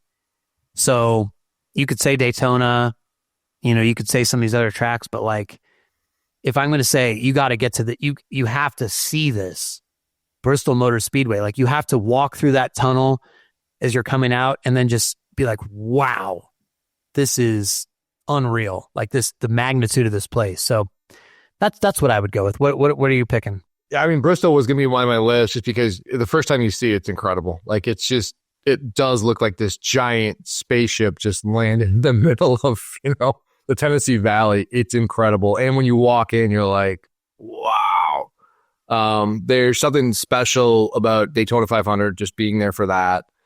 I feel the same way about Talladega playoff race, Martinsville playoff race, the championship race. As a fan, if I'm looking at playing a trip, and it depends on what you're looking for. I mean, Homestead is a great race. It's entertaining. The Keys are not far away. So depending on how much time you've got, go check out the race. And then, you know, that night you're downing the Keys, you know, sitting oceanside, having an adult beverage or two. So that to me would be really neat. Kansas, I just had this conversation with somebody. They're asking about, you know, favorite stops. Like, Kansas City is such a great sports town in general. So if you can, you know, plan your trip to go there and see the race, which Kansas is arguably the best track in NASCAR right now, if it's not, it's in the top 2 or 3. And there's the Chiefs are playing, or you can catch a baseball game and see the Royals, which is a beautiful stadium, plus the barbecue. I mean, it's just, that is a great town. People don't realize what an underrated gem Kansas City is. So those are probably off the top of my list. Yeah, the barbecue in Kansas City alone. I mean, that's fantastic. You highlighted this question from John Newby, and so I don't have a great answer for it, but I wanted to hear your answer since you seemed interested in it. Our friend John Newby, also a media member, says, if you could bring a broadcaster from another sport to NASCAR for one event, who would it be? Gus Johnson, Paul Allen, Kevin Harlan, someone else? What are you looking at? I personally don't. I'm going to say no one, because I think that when you've seen other broadcasters in the past, even sometimes, you know, Mike Tirico for Indy 500 or something like that, there's always just certain things they say. The racing lingo is so specific, and you have to know racing to such a degree. You can't just be a general broadcaster to do racing, and anything that's just even slightly off is going to prick the ears of NASCAR fans or racing fans. Are going to go, that's not quite right. He didn't quite say that's not exactly how it works. That's not exactly the terminology, and it's going to mess with you. Sure. So I would actually say no one, and I think that racing announcers need to be covering racing. So, but you clearly have something in mind. So what is it? I mean, I think having Gus Johnson or Kevin Harlan come in for like the last 10 laps of a super speedway race and just elevate the excitement that's going on. Think about Lee Diffie at Daytona in August, right? And how amazing that was. The energy of Gus Johnson when like somebody makes an amazing pass or there's a big moment, that would be off the charts. Like, that would just be really cool. I'm not asking him to call the whole race. Just like 10 laps to go, we're bringing in Gus. Give me an alternative broadcast for that. Like, I don't need all 500 miles of it. I just want to see the last 10 miles or so. Kevin Harlan's the same way. Kevin Harlan's amazing. And so I will say this. He mentions Paul Allen, and people are familiar with Paul Allen. He's the voice of the Minnesota Vikings. I actually used to be an intern on PA's show way back in the day in my radio days, and I got my start that way. PA actually is a horse racing announcer as well. Up in Minnesota at a racetrack there. He calls races all the time. He's amazing. So to your point, like it isn't, auto racing, but he does have some racing background. And listening to PA call a horse race, oh my goodness, so good. So it would be fun. And anybody's heard of Minnesota Vikings call, like PA's energy is off the charts as well. So all three of those guys, I like energy. I like excitement. And I think it's cool when you bring in somebody. Well, what made Lee Diffie so good at Daytona was like, it was kind of the first time he was really doing this in that moment. And it came across that way of like, oh my goodness, I'm seeing this. And I don't know how I like that. I think it's refreshing in a lot of ways. David R. wants to know, this is another one that you highlighted here to want to answer. Who and what would you like to see if you could place any driver in NASCAR history in any generation of car or time? Like, for instance, he wants to see how Jimmie would race in the early Darrell Waltrip, Dale Sr. era. So what are you looking at in terms of this question where you could place any driver in any era of history? Yeah, I mean, I have a Richard Petty hot take that I probably shouldn't share on the show because it'll probably get me criticized and everything like that. But I want to see Richard Petty in the modern era. Richard Petty won a lot of races at a time when not a lot of people had top flight equipment, and he won a lot of championships at a time when there was very few people running the full series. I would like to see Richard Petty in the modern era, like this era, run and see how he stacks up versus a Kyle Larson, anything like that. I want to make sure. I think Richard's very talented and incredible. He is not number one on my list of all-time great NASCAR drivers, but his numbers are incredible. I want to see his ability with my own eyes. I never got to witness that. I watched him race as a kid, and he wasn't winning races then. He wasn't doing really much of anything then. I want to see that and like really be able to assess for myself the greatness of Richard Petty. So I'm similar vein here. I want a better look at David Pearson. I don't think that you hear. You talked like Mike Hembury, our journalism colleague who was around covering the races back then, and he'll tell you Pearson was the best driver ever, right? And obviously Pearson doesn't get the same accolades. He gets plenty, but he doesn't get I don't think he gets into the GOAT conversation enough because he didn't win the championships that these other guys did. So I'd like to get a better look at him compared to some of the more modern era guys. To see how he stacked up, right? Because one of the eternal unsettled debates in NASCAR is comparing these guys from different generations. And I think it's important to the history of the sport to be able to do that as much as you can. But when it's hard to say, like, for your point about Richard Petty, like, what was his skill level? And how does it compare to some of these guys today? Because look, it's recency bias now, but when you have guys that the ranks of NASCAR drivers today are filled with people that started racing when they were 6 years old, right? Not teenagers. And so they've been racing their entire lives, and this is all they know. And they have been honed to be race car drivers literally from youth sports, right? And so to me, and the network of people trying to do that is so vast and trying to all get to this upper level.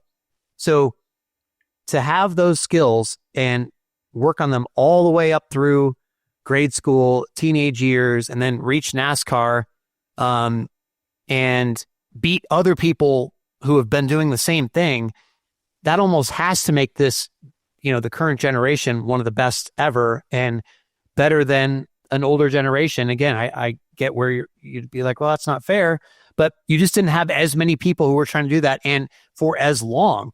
So yeah, you could argue, hey, maybe those guys adapt to the modern era because they were super talented, obviously, in their own right. But when I'm looking at like a Jimmie Johnson, that's why I think Jimmie Johnson's the greatest ever, because what he did in modern times against the greats was unmatched, and it was the most competitive era. So yeah, I don't know. It's that you will never know truly, but that's what I would like to see. It's like other sports. Like I would love to see Michael Jordan compete in today's NBA just because MJ competed in an era where defense was so physical and so grinding, and it was really defense heavy and not offense focused. And now the NBA is much more offense focused. I want to see what he can do. And really, let's have that conversation of like LeBron versus MJ in the same eras. And that's that's kind of the parallel here. So, speaking of Jimmie, this question, you didn't pick this one, but hopefully you won't mind answering it anyway. Kendall H. I just thought it was an interesting question because why do you think Jimmie Johnson's legacy and renewed presence in the sport is such a non-story? Here's a guy that's 7-time champion, was the face of sport for 10 plus years. He's back on the weekly circuit, owns a race team, even competes in events, but the buzz is surprisingly quiet. Is it because of the lack of performance? The fan base just over Jimmie? Is he laying low? Why do you think this is happening? To me, I actually think it's a relatively straightforward, and it's the same thing that happened to Jimmie while he was winning 5 championships in a row. His personality and the way that he went about his business never captured the NASCAR fan imagination, so to speak, and never went really beyond the bubble of NASCAR for the most part. He wasn't a transcendent personality, even though he was the best. And it just sort of like the methodical approach and the relentless excellence that they had. I just don't think people were like ever really truly appreciated it. So now when he comes back and he's, not even really running that well after his IndyCar time where he didn't run well there, and that he seems to be struggling, and he's we haven't seen any signs of success. It's just tough to be like, oh wow, Jimmie's in this race. Aside from like, oh, this is cool, Jimmie's going to race against like Ty Gibbs or something, and then Ty Gibbs when he's older can say, hey, I raced against Jimmie Johnson. I bridged, sort of this generation or whatever name of a young driver you want to look at. I think like if Jimmie sticks around longer enough to say race against Connor Zilisch, and then Connor Zilisch when he's in his 40s someday and goes, yeah, I raced against Jimmie for a couple races. That's cool. People that back then would be like, wow, that's awesome, or at the time. So I don't know I just think it's a lack of performance and just an overall lack of like the wow factor. It'd be different if Dale Jr. came back, right, for a cup race, because people would be like, oh, Dale Jr. Just that, or Jeff Gordon, say, or Tony Stewart. But it's just, that's always been the thing with Jimmie, is what I'm trying to say. It always has been the thing with Jimmie, and I agree with you in that. But Jimmie was quiet and unassuming, but because of his success on the racetrack, you could not ignore him. Like, even though he didn't maybe want the spotlight, he was winning the races, he was winning the championships, so the spotlight was going to be there whether he wanted it or not. Now that he's not winning and not having the success, there isn't really a purpose to put the spotlight on him. He doesn't really go out and seek it. He's not that he's not gracious or anything, available. He just, it's not his style. But you look at the performance on the racetrack, there's nothing really to speak of. I mean, he raced 9 times last year, and the best finish he had was the 26th. Like, there really isn't anything there to talk about that. Whereas back in the day, it was, oh my goodness, Jimmie's won another championship, or he's going to set this record or do this. It was like, you couldn't ignore him. He was in your face because for all the great reasons, he what he was doing on the racetrack. And now that he's not doing it on the racetrack, I don't know. And I'll say this too, like, he is not necessarily, even though he is on the ownership side of things now, he's not at the racetrack every week. There's a lot of team owners who are there, I won't say every single week, but they're there a lot of weeks, and you see them. And that's, Jimmie's not racing necessarily. You don't always necessarily see him at the racetrack. And that doesn't mean he's not involved at the shop or anything like that. But during the weekend, he isn't omnipresent. Another question here that I think this will be an easy, quick one to answer, at least for me. But I just thought it would be, I think there's a misconception about this. So I wanted to put this out there on the podcast anyway. How often does NASCAR reach out to you and members of the media for input on changes or ideas, and how do those conversations go? I don't know about you. I would say never for me. Do they ever ask you what your ideas are for changes on the sport? Jim France and I are on a first name basis. Jim and I get together all the time. Like, hey, Jordan, what are you thinking about this? What do you think about, like, Jim, bud, I would, let's cool that for a little while. Let's look at this perspective, hey, what do you think about we're racing here in Mexico City? I'm like, yeah, I could see that happening. Let's do that. Yeah. So Jim and I are on a first name basis all the time. I don't want to say I'm like pulling the strings or anything with NASCAR, but I'm not saying I'm not. All right. But in all reality, seriously. No. Like, there is not. Like, the one time that I can sort of remember the closest thing that's happening, I guess, is they used to have like a media reception a few years ago on the eve of like championship media day or something like that, or maybe it was after championship media day in Phoenix, and they had some executives there, and it was just sort of like this general mixer kind of thing.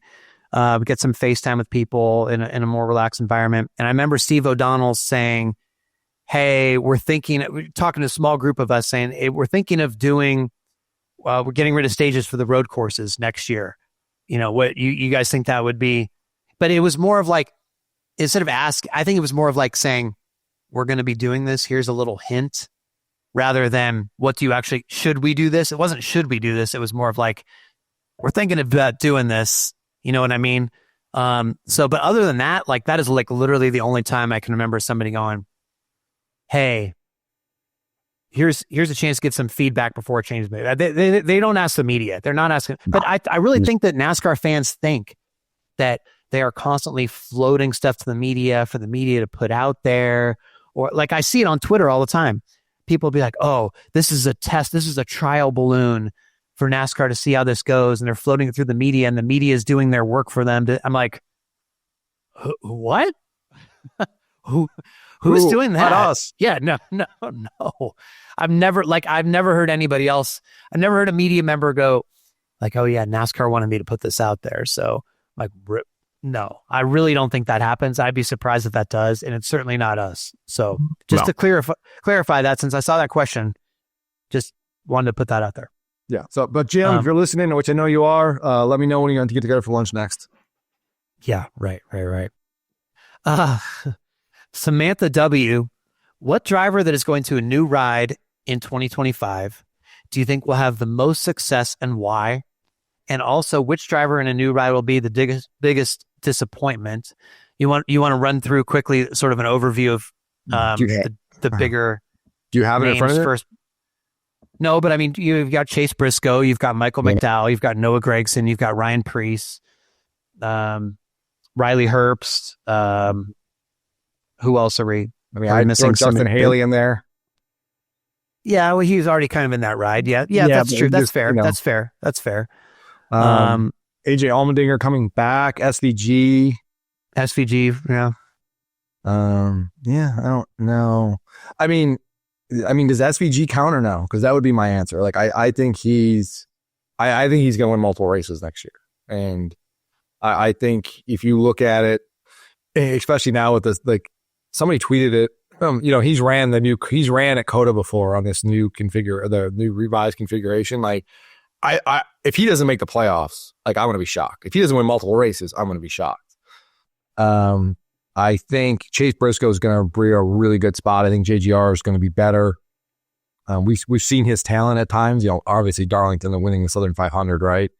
And so I think he's going to be in a situation, and he is so hungry and so determined. And I will say this: James Small is hungry and determined, and that team is like the 19 team wants to prove, like, hey, we weren't just Martin's team. We can do this too.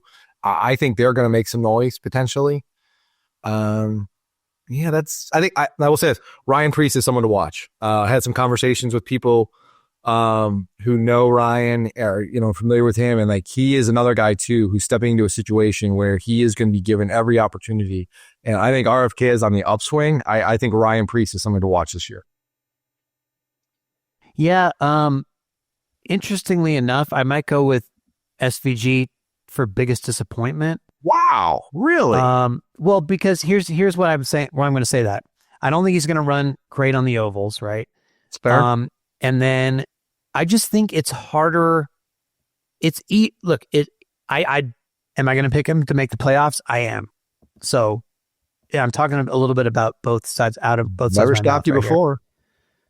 Yeah, you keep saying that, but I don't really think that's true. Anyway, listen, I think he's going to win a road course race and make the playoffs, but we've also seen it's a lot harder to actually put that into practice. This is still, he ran 4 something road courses this year in Cup and didn't win. Yeah, he came close at Watkins Glen, but the point is it's a lot harder to say, yeah, he may go to every road course and be the fastest guy there, but actually winning NASCAR road course races with late cautions or circumstances or whatever, parts breaking, pit stop, whatever it is, like it's just not always going to come together. And so he could easily end up his biggest disappointment if he doesn't win one of the road courses in the regular season, right? Like, I'm having a struggle picking out who else would be the biggest disappointment, because I think other people will have mild expectations or expectations in line with what they'll do, right? Like, so like Ryan Preece,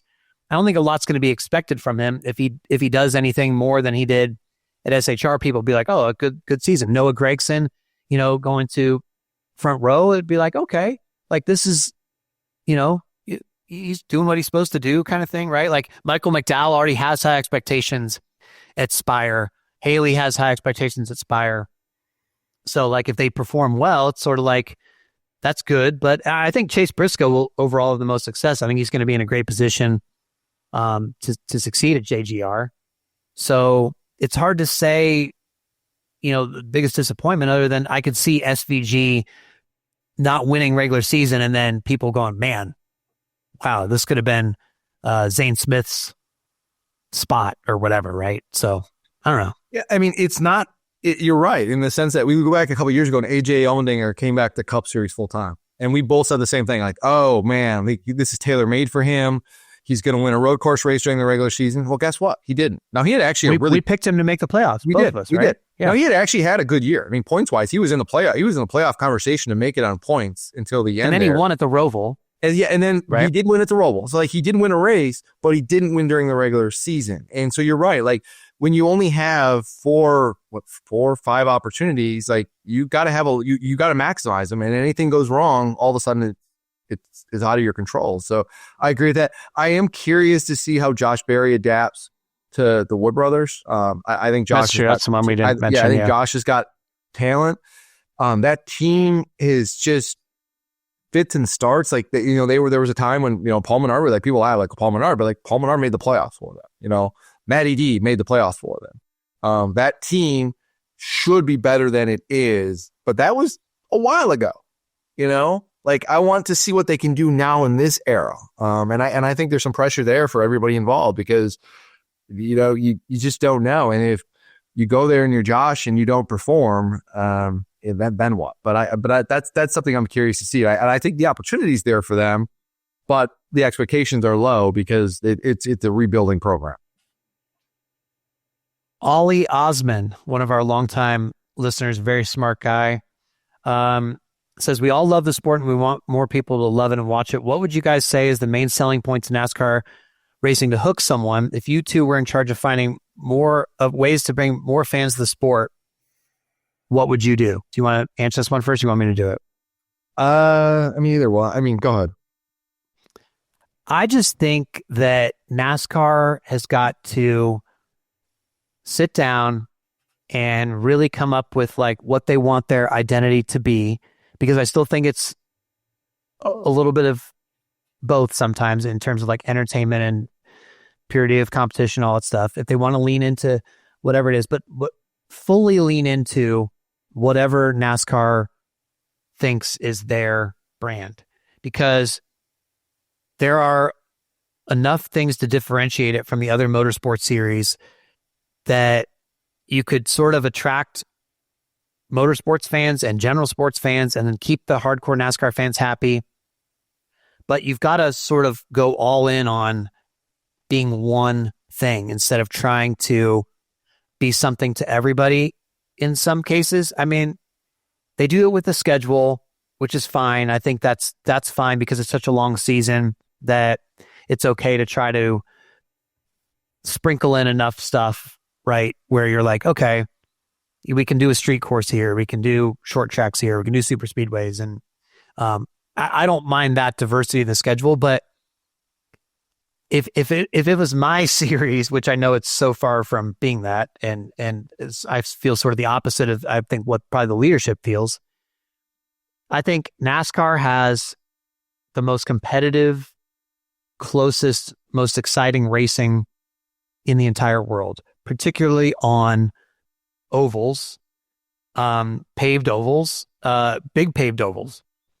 And so I would try to really emphasize that and say, this is what we are. This is who we are. I know road courses are attractive and, there's other reasons to go to other tracks, but still I would be like, no one can come close to matching the competition that we offer at places like Kansas, Homestead, Charlotte Motor Speedway. And I'm going to totally lean into that. I'm going to give you that product, and I'm going to give you a season-long championship built around that product. Yeah, we'll have races at the other places, but it's going to be a lot of this, and it's going to be spectacular, and it's going to be awesome. And you're going to see the best go out there, and we're really going to give them an opportunity to shine and sort of dial back some of the more, quote unquote gimmicky elements to give a more of a championship feel. And just lean in hard to it. And the people that are going to say, well, F1, this, okay, that's great. IndyCar, this, whatever, that works for them. This works for us. You're not going to find more exciting restarts and action and close finishes anywhere. And it's badass. And we're going to highlight the badassery of these extremely talented race car drivers and the talent level in our series. We're not going to water it down or dumb it down.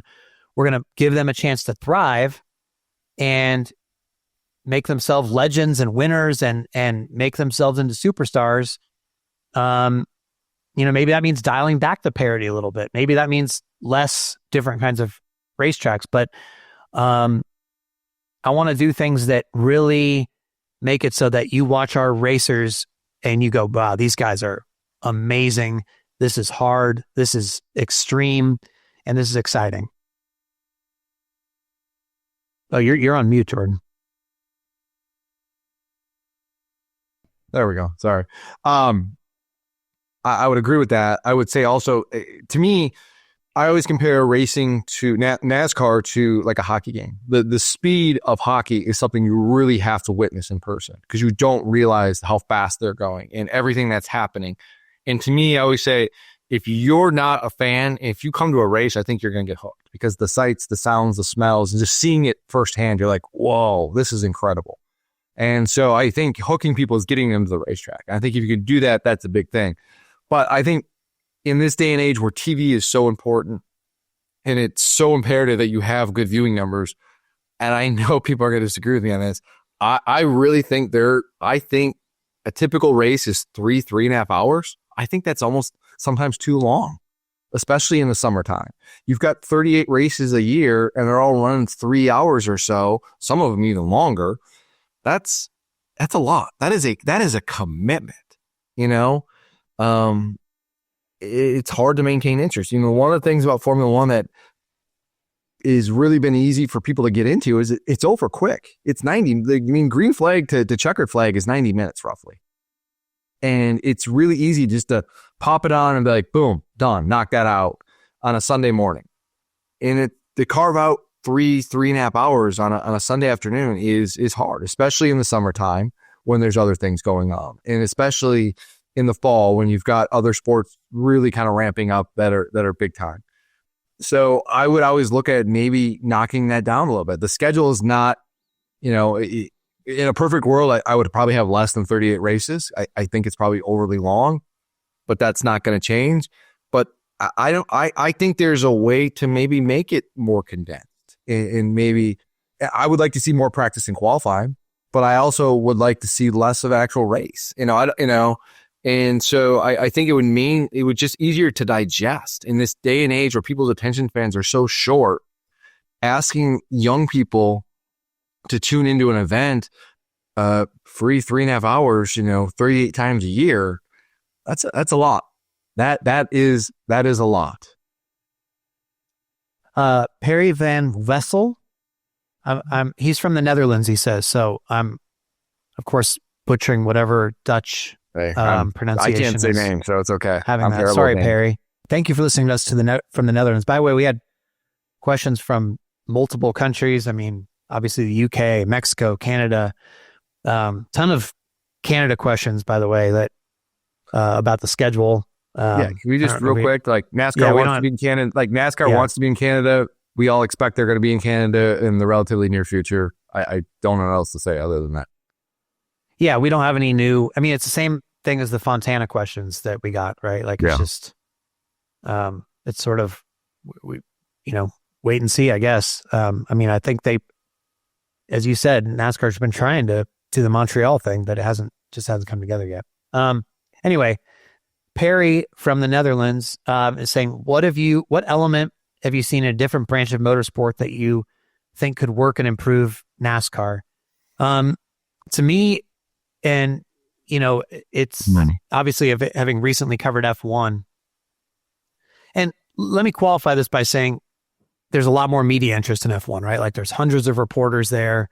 They're from all over the world. The interest level is so much higher. So there's more of a demand to get content from the F1 races when people go. But you see what happens in F1 when their athletes talk. They talk, their drivers pretty much talk 3 times a weekend. Have to. Minimal. Have to. Yes. They have a media day the day before they get on track where every single driver talks, and most of the team principals talk. And if it's not in a formal session that is done by the FIA, like the formal press conference, then they talk at their team hospitality. So it's like, you want a driver, you need to ask them a question, you're going to get them. Then every single driver talks after qualifying. Then every single driver talks after the race. They could crash out on lap 2. They talk. They could qualify last. They talk. They have to. So you are hearing from these guys all the time. And while that can be a lot of like, we're standing in the media bullpen at Vegas, right? And like Lance Stroll comes over and you're sticking your recorder in and you're like, yeah, I'm really not going to use anything Lance Stroll says here. And I don't care. I don't have any questions for him. But he does his few minutes and he leaves. Some people needed him for whatever. Maybe he says something interesting, maybe not. But the fact that they're all talking, somebody's going to say something, right? And you're going to get stories out of it because F1 has these. And look at this George Russell, Max Verstappen thing that just happened in the last race of the year after the championship's already decided for 2 weeks. They get into this spat and it's this huge blow up story and their media day is going crazy. They're going to George, they're going to Max. The reporters and the team principals get involved. Yeah. I mean, it's like the drama, the content that they're providing is off the charts. Themselves. It's crazy. They have endless stuff to talk about because when you're having these people talk and asking them about every little incident and this and that, somebody's going to say something. And for us in the NASCAR world to go, several weeks at a time, sometimes let's say Kyle Busch is eliminated from the playoffs and, or he wasn't even in the playoffs. Because he didn't in playoffs. The last 10 weeks of the year, we talked to him, I think once for sure, maybe twice. Yeah. Sometimes they would do like the top 25 points bullpen. Yeah. But mostly it was playoff drivers. And so you're not even hearing from these guys. And then, they come in these situations in NASCAR where it's, once a weekend, they pop in, here's Chase Elliott, he's doing his 5 minutes or whatever. And, if nobody's asking him questions in the little scrums that are all spread out, he's gone. And it's like, man, we need to hear from these guys more. We need to find a way to hear from these guys more. And I know there's not the same level of interest, but it doesn't have to be to the same degree as F1. But these are storylines that NASCAR needs. We need as the media, and I think the fans need to sink their teeth more into what's happening in the sport and get more engaged in what's happening. And you do that by having your stars talk a lot, in my opinion. So that's what I would take. And I would agree with that. And I also let them be personalities. Let them speak their mind. I do feel like in this day and age in NASCAR, a lot of drivers are there's so much, I don't want to say restrictions put on them, but there's like, let's not go down that road, or let's not do that, or there's just, it's very. But who does that come from? I don't think NASCAR. I think NASCAR. No, it's not a NASCAR thing. It's the teams. It's a team thing. It's a team thing. It's a team. It's like Hendrick is saying, guys, we don't want you to be out there. Don't make waves. Don't create drama. Just stay in your lane. Don't say anything controversial. Like, it's a team and sponsor driven thing. The sponsors don't want to be dragged into it. The teams don't want to have to put out fires, anything like that. But to your point, when you let these guys be their personalities, there's a lot of great personalities in the sport that just don't get showcased or don't are allowed to come out. Like when the cameras are off and away from them, it's like, man, these guys are great. Like, what, I wish they could see how some of these drivers interact with us or fans or whomever away from it, because it's much different. And I think it grows. And the idea is to have superstars in your sport, you've got to put them in a position to be allowed to be superstars. And that part of that is showing a personality. Tony Stewart and Dale Earnhardt Jr. and Jeff Gordon and even Dale Sr. were, they were put in personalities where they could be themselves. Like if they wanted to say something, they weren't afraid to. Like you weren't going to tell Tony Stewart differently or Dale Jr. They were allowed to be themselves. And because of that, they got bigger and the sport grew bigger on top of their backs. And so that's part of it. Away from that, competition related, I would really, I watch an F1 race and even like an IndyCar race or some other thing, like qualifying is often more exciting sometimes than the actual race. The drama of who's going to advance and knock out and, that kind of thing. And like, oh my God, this guy's on a flyer lap. And then, oh, this guy in the last closing seconds is fast. And then another guy goes to the finish line and he's fast. I would like to see more pizzazz with qualifying.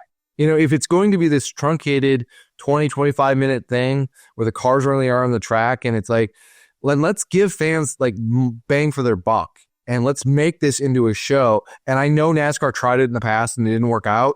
I just would like to figure out a way to do that, to like try to make qualifying more exciting and more like, whoa, that's entertaining. Like I got to watch this because I think that would help a lot, because if you have moments like that, you're like, wow, that was really cool. You know what? I'm kind of intrigued about what's going to happen on Sunday.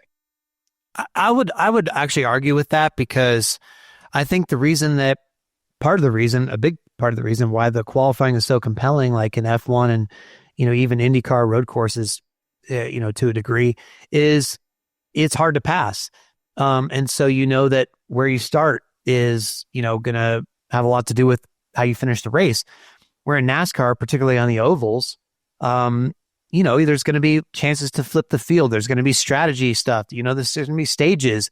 They're going to have a chance to work their way up. So if Kyle Larson qualifies 25th at Kansas for some reason, you're not like, he might be pissed, but you're not like, all right, well, his day's ruined and there's no chance he's going to win this race.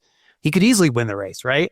So it just doesn't matter as much, because track position is very important in NASCAR, in today's NASCAR, but there's still chances to come up through the field and play strategy and stuff like that. So to me, it's like the more qualifying matters, the less you're going to be able to pass in the race to some degree. Does that make sense? No, it does. It does matter, because starting position matters over there much, but like, I still think you can have a way to make it more entertaining than it is. It's just, I think if you're asking about competition, it's like, I would like to see more practice, because I think it helps build up to Sunday and gives you storylines to talk about.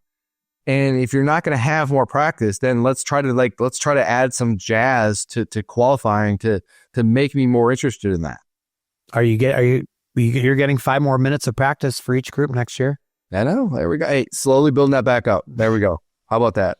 Can we just go back to like an hour, like 2 sessions of an hour? Like, it's okay. The teams are going to be okay.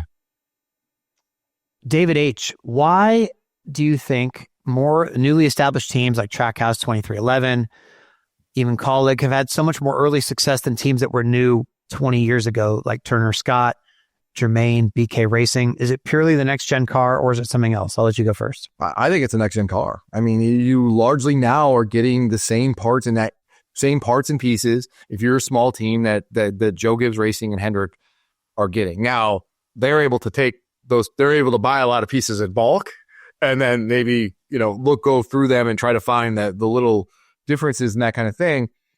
But at the end of the day, you still relatively are starting off on the same playing field. And I think it's much easier to do that. I am going to be very curious. We've kind of started to see it a little bit. And I saw some comments from somebody, I think it might have been Brad Keselowski. I don't know that, but I saw some comments from somebody from a mid-sized team. And they did say how, you're starting to see the bigger teams kind of separate themselves just a little bit more now than maybe initially, you know, in that 2022 era, you know, when the car came out, everybody was winning. It seemed like, but we did just had 18 winners, as I say that. So who knows, right? But I think that's part of it. And it's good to have, if you're a new team coming in saying, at least I'm going to theoretically have the same parts and pieces as these bigger teams and then go from there. So I think that is, and it's a good way to grow the sport and to at least, you know, come into the sport and at least have an idea of maybe I'm not going to get my teeth completely kicked in every single week. Yep, I can understand that. And to me, I do agree that it's the next gen car. You don't have to come in and build something now. I mean, even Furniture Row, the way they got their success was to buy the cars from Joe Gibbs Racing and then put their own touches on them. Now, essentially, everybody's doing that, right? Like you're all getting the same car. So it's clearly easier to get up to speed faster that way. I mean, it was pretty daunting to come in and try to, you know, build your way out of being slow before. And you know, the money that it took and the resources and all that, the equipment, I mean, it's just astronomical. Now, you know, the next gen has definitely made things closer. And I think that gets overlooked probably sometimes, right? In all the criticism about the next gen. But yeah, that would be my answer too. Let's do one more here. This is I don't know if there's a clear answer to this one, but Scott A says, why does NASCAR no longer disclose payouts? Golf does this, and it's a big deal when dropping one position means they lose X amount of dollars because of a missed putt. What is the reason behind the secrecy for the secrecy behind team payouts? You want to go ahead or you want me to? Go ahead. Well, I think it started with NASCAR not wanting, you know, they said, oh, fans don't care about the money part of this, which I think fans definitely do. And it also came with the charters, you know, it's not as straightforward. And so they don't really want to disclose the per race winnings necessarily, because part of it is the historical value. There's several different buckets that you get paid from, right? And so it's not as straightforward as, okay, you finished 13th in this race, so you get X amount of dollars. There's so much more that goes into it now. I think they still could share that if they wanted to, but similar to attendance, they said, you know, I think when there was somewhat of a downturn type thing, they said, we don't want the numbers to be out there about the purses anymore. And then they eventually put the total purse back, which Bob tweets every week.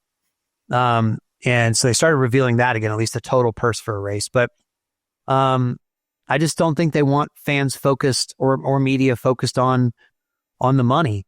This driver made this amount of dollars this year. But I used to think that was really cool. I mean, even Racing Reference now, you look back in the day, man, and say, oh, Jeff Gordon made X amount of dollars this season. Wow, that's incredible. And you could look at all the payouts from back in the day. I think that was pretty cool. But I think the charters making it more complicated were a major reason and why it's less straightforward now and harder to explain.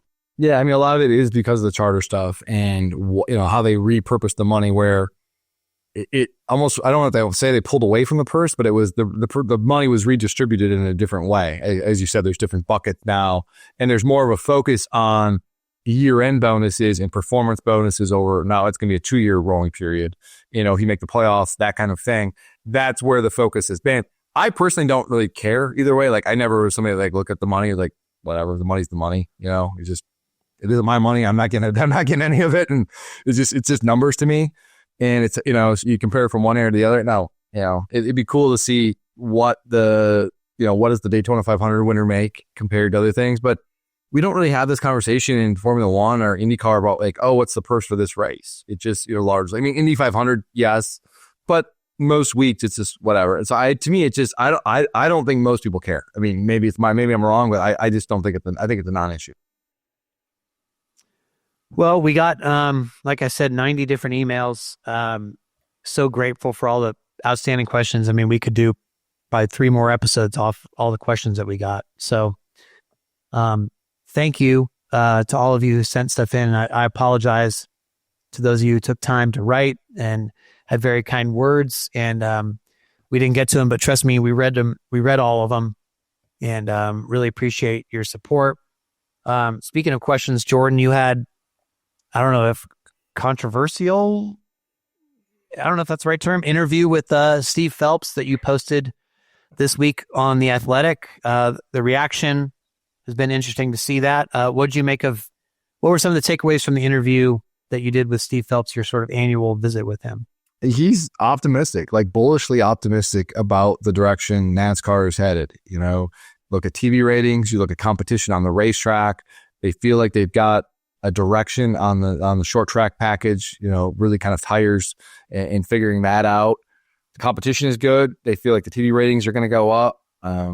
Didn't really delve too much into the charter stuff. That's still a topic that, obviously with the pending lawsuit and everything, they don't want to talk too much about, but they feel confident. And especially with, Mexico City happening next year. So an optimistic conversation with Steve. And there's reasons to be excited about the direction of the sport. But I know there's been other people who are, listen, the playoff format continues to be the hot button topic this offseason. It was a hot button topic. It felt like towards the end of the playoffs. It was right afterwards, and it's continued that way. And I think a lot of people have pushed back against what he said regarding the playoff format. And my thoughts on the playoff format are well documented, but I understand why NASCAR feels that way about the playoff format. And I know you feel differently. Yeah, well, I mean, I just think that the reaction to it, it was a very optimistic, as you said, very super positive. Everything is great kind of interview, right? Like, he's seeing all positive things. And the reaction I saw on social media was people reading it and going, man,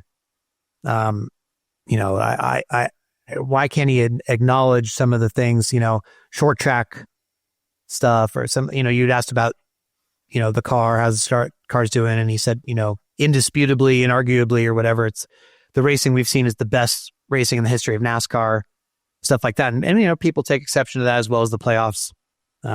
So yeah, I mean, it's just two different perspectives, right? Like if you were working for NASCAR and you're saying, hey, I see a lot of positives right now. I mean, I think he genuinely thinks that. I don't think he's making something up. I think he really feels that way. But there's a disconnect with somewhat a portion of the fan base who still continues to feel like they're not being heard with their concerns, or they think they think things are worse than NASCAR is making them out to be, and so there's sort of that ongoing sort of angst, I guess. I don't know how to describe it, but but you're not. I mean, and again, I'm going to be called a NASCAR apologist. And a couple of things I want to clarify this about the interview, like Steve Phelps and Steve O'Donnell addressed a bunch at the NASCAR State of the Sport address in Phoenix.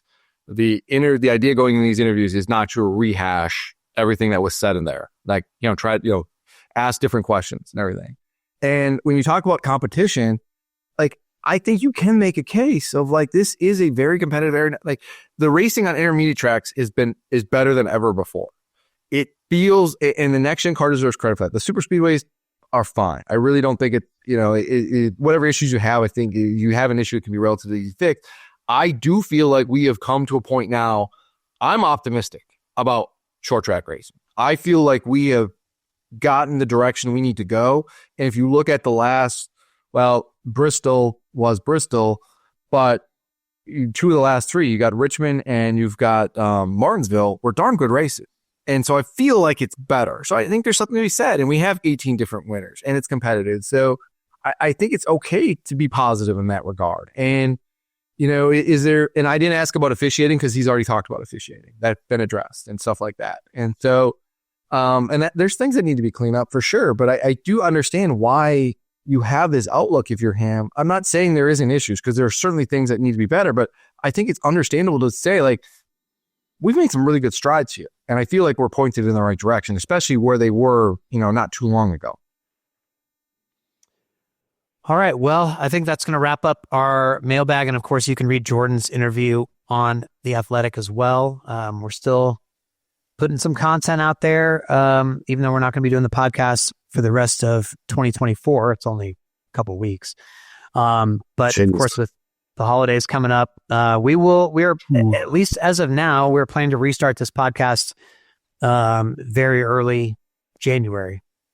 So we're not going to be going away for too long here. I mean, like, literally take a couple weeks off and be be back at it, I think. Is that What are you getting me for Christmas, by the way? You hate Christmas, so I didn't even put it. I'm not. No, just because I hate it doesn't mean I want gifts. I mean, I'll take all gifts. Oh, you want gifts? Yeah, I mean, I'll be a hypocrite. You've never gotten me a gift. Hey, my friendship is the best gift of them all, Jeff. Okay. Do you want something? Yeah. Yeah. Well, what would you like? I will send you my Christmas list. I got some idea. How much? What's my price range, by the way? Can I $200? Is that too much? $200. I'm just spitballing here, but I'm trying to come up with some ideas. I just took my family to Disneyland. You think I have money to spend $200 on a Christmas gift? Thanks for the invite, by the way. You know how much I love Disney. I would have loved to have gone. Let me tell you, it was so crowded. There was not one room for one more person in that park. So I don't think we could have accommodated your visit. Are you did you guys get there like a rope drop? Did you guys do that? Because that's the strategy. So, it didn't matter. It didn't matter because our strong-willed girls don't go along with the philosophy of we need to go knock off the lines first. They did not care that there would not be lines for the stuff later. They wanted to go do stuff that would have small lines any time of the day first, like Toontown. We got to go see Minnie Mouse's house, which won't have a line all day. Trust me. Oh, I don't blame. This is bad parenting. You need to step in as the adult here and say, no, we're doing this. We'll come back to this later. You need to have a plan, and then you have to execute the plan. That's on them. That's on you, man. Come on. So one day we did try to do the stuff early, but all it was we split up because my 6-year-old daughter, Liliana, is suddenly, and this is very depressing as a parent, is suddenly too cool for some of the kid rides. She is too cool to go on Small World, for instance. She wants to go on the Matterhorn over and over again. She went on Space Mountain. She's 6. Hi, girl. So she did go on some kid rides, but so my wife, Sarah, would go off with her. I would go off with my youngest, Kaya, who's 3. And Kaya's favorite was the Haunted Mansion. Yeah, love that. So I have one kid who's 6 and loves roller coasters already somehow and doesn't, and the other's all about the Haunted Mansion. Is 3 years old. I'm like, what happened to the kid portion? I thought we were going to be doing Small World, Peter Pan, all these Dumbo. And we did some of them, but it's just how did this happen so quickly? That was kind of depressing, but yeah, so we didn't do the right strategy at all. We didn't do any lightning lane stuff. So disappointing. I'm sorry. There's a winning strategy to Disney, and there is it's very clear cut. And what do you want me to do? You want me to tell? Run a tighter ship? You want to start off the day by having a meltdown, a total meltdown in the park with a screaming child because she wants to go do something else first, and you're dragging her to something else? It's like a pacifier in her mouth or something. Does that help? For a 6-year-old? I don't know. It's got to help. 6 years old, stop crying. I mean, this something my 6-year-old has about as strong opinions as I do. Oh, jeez.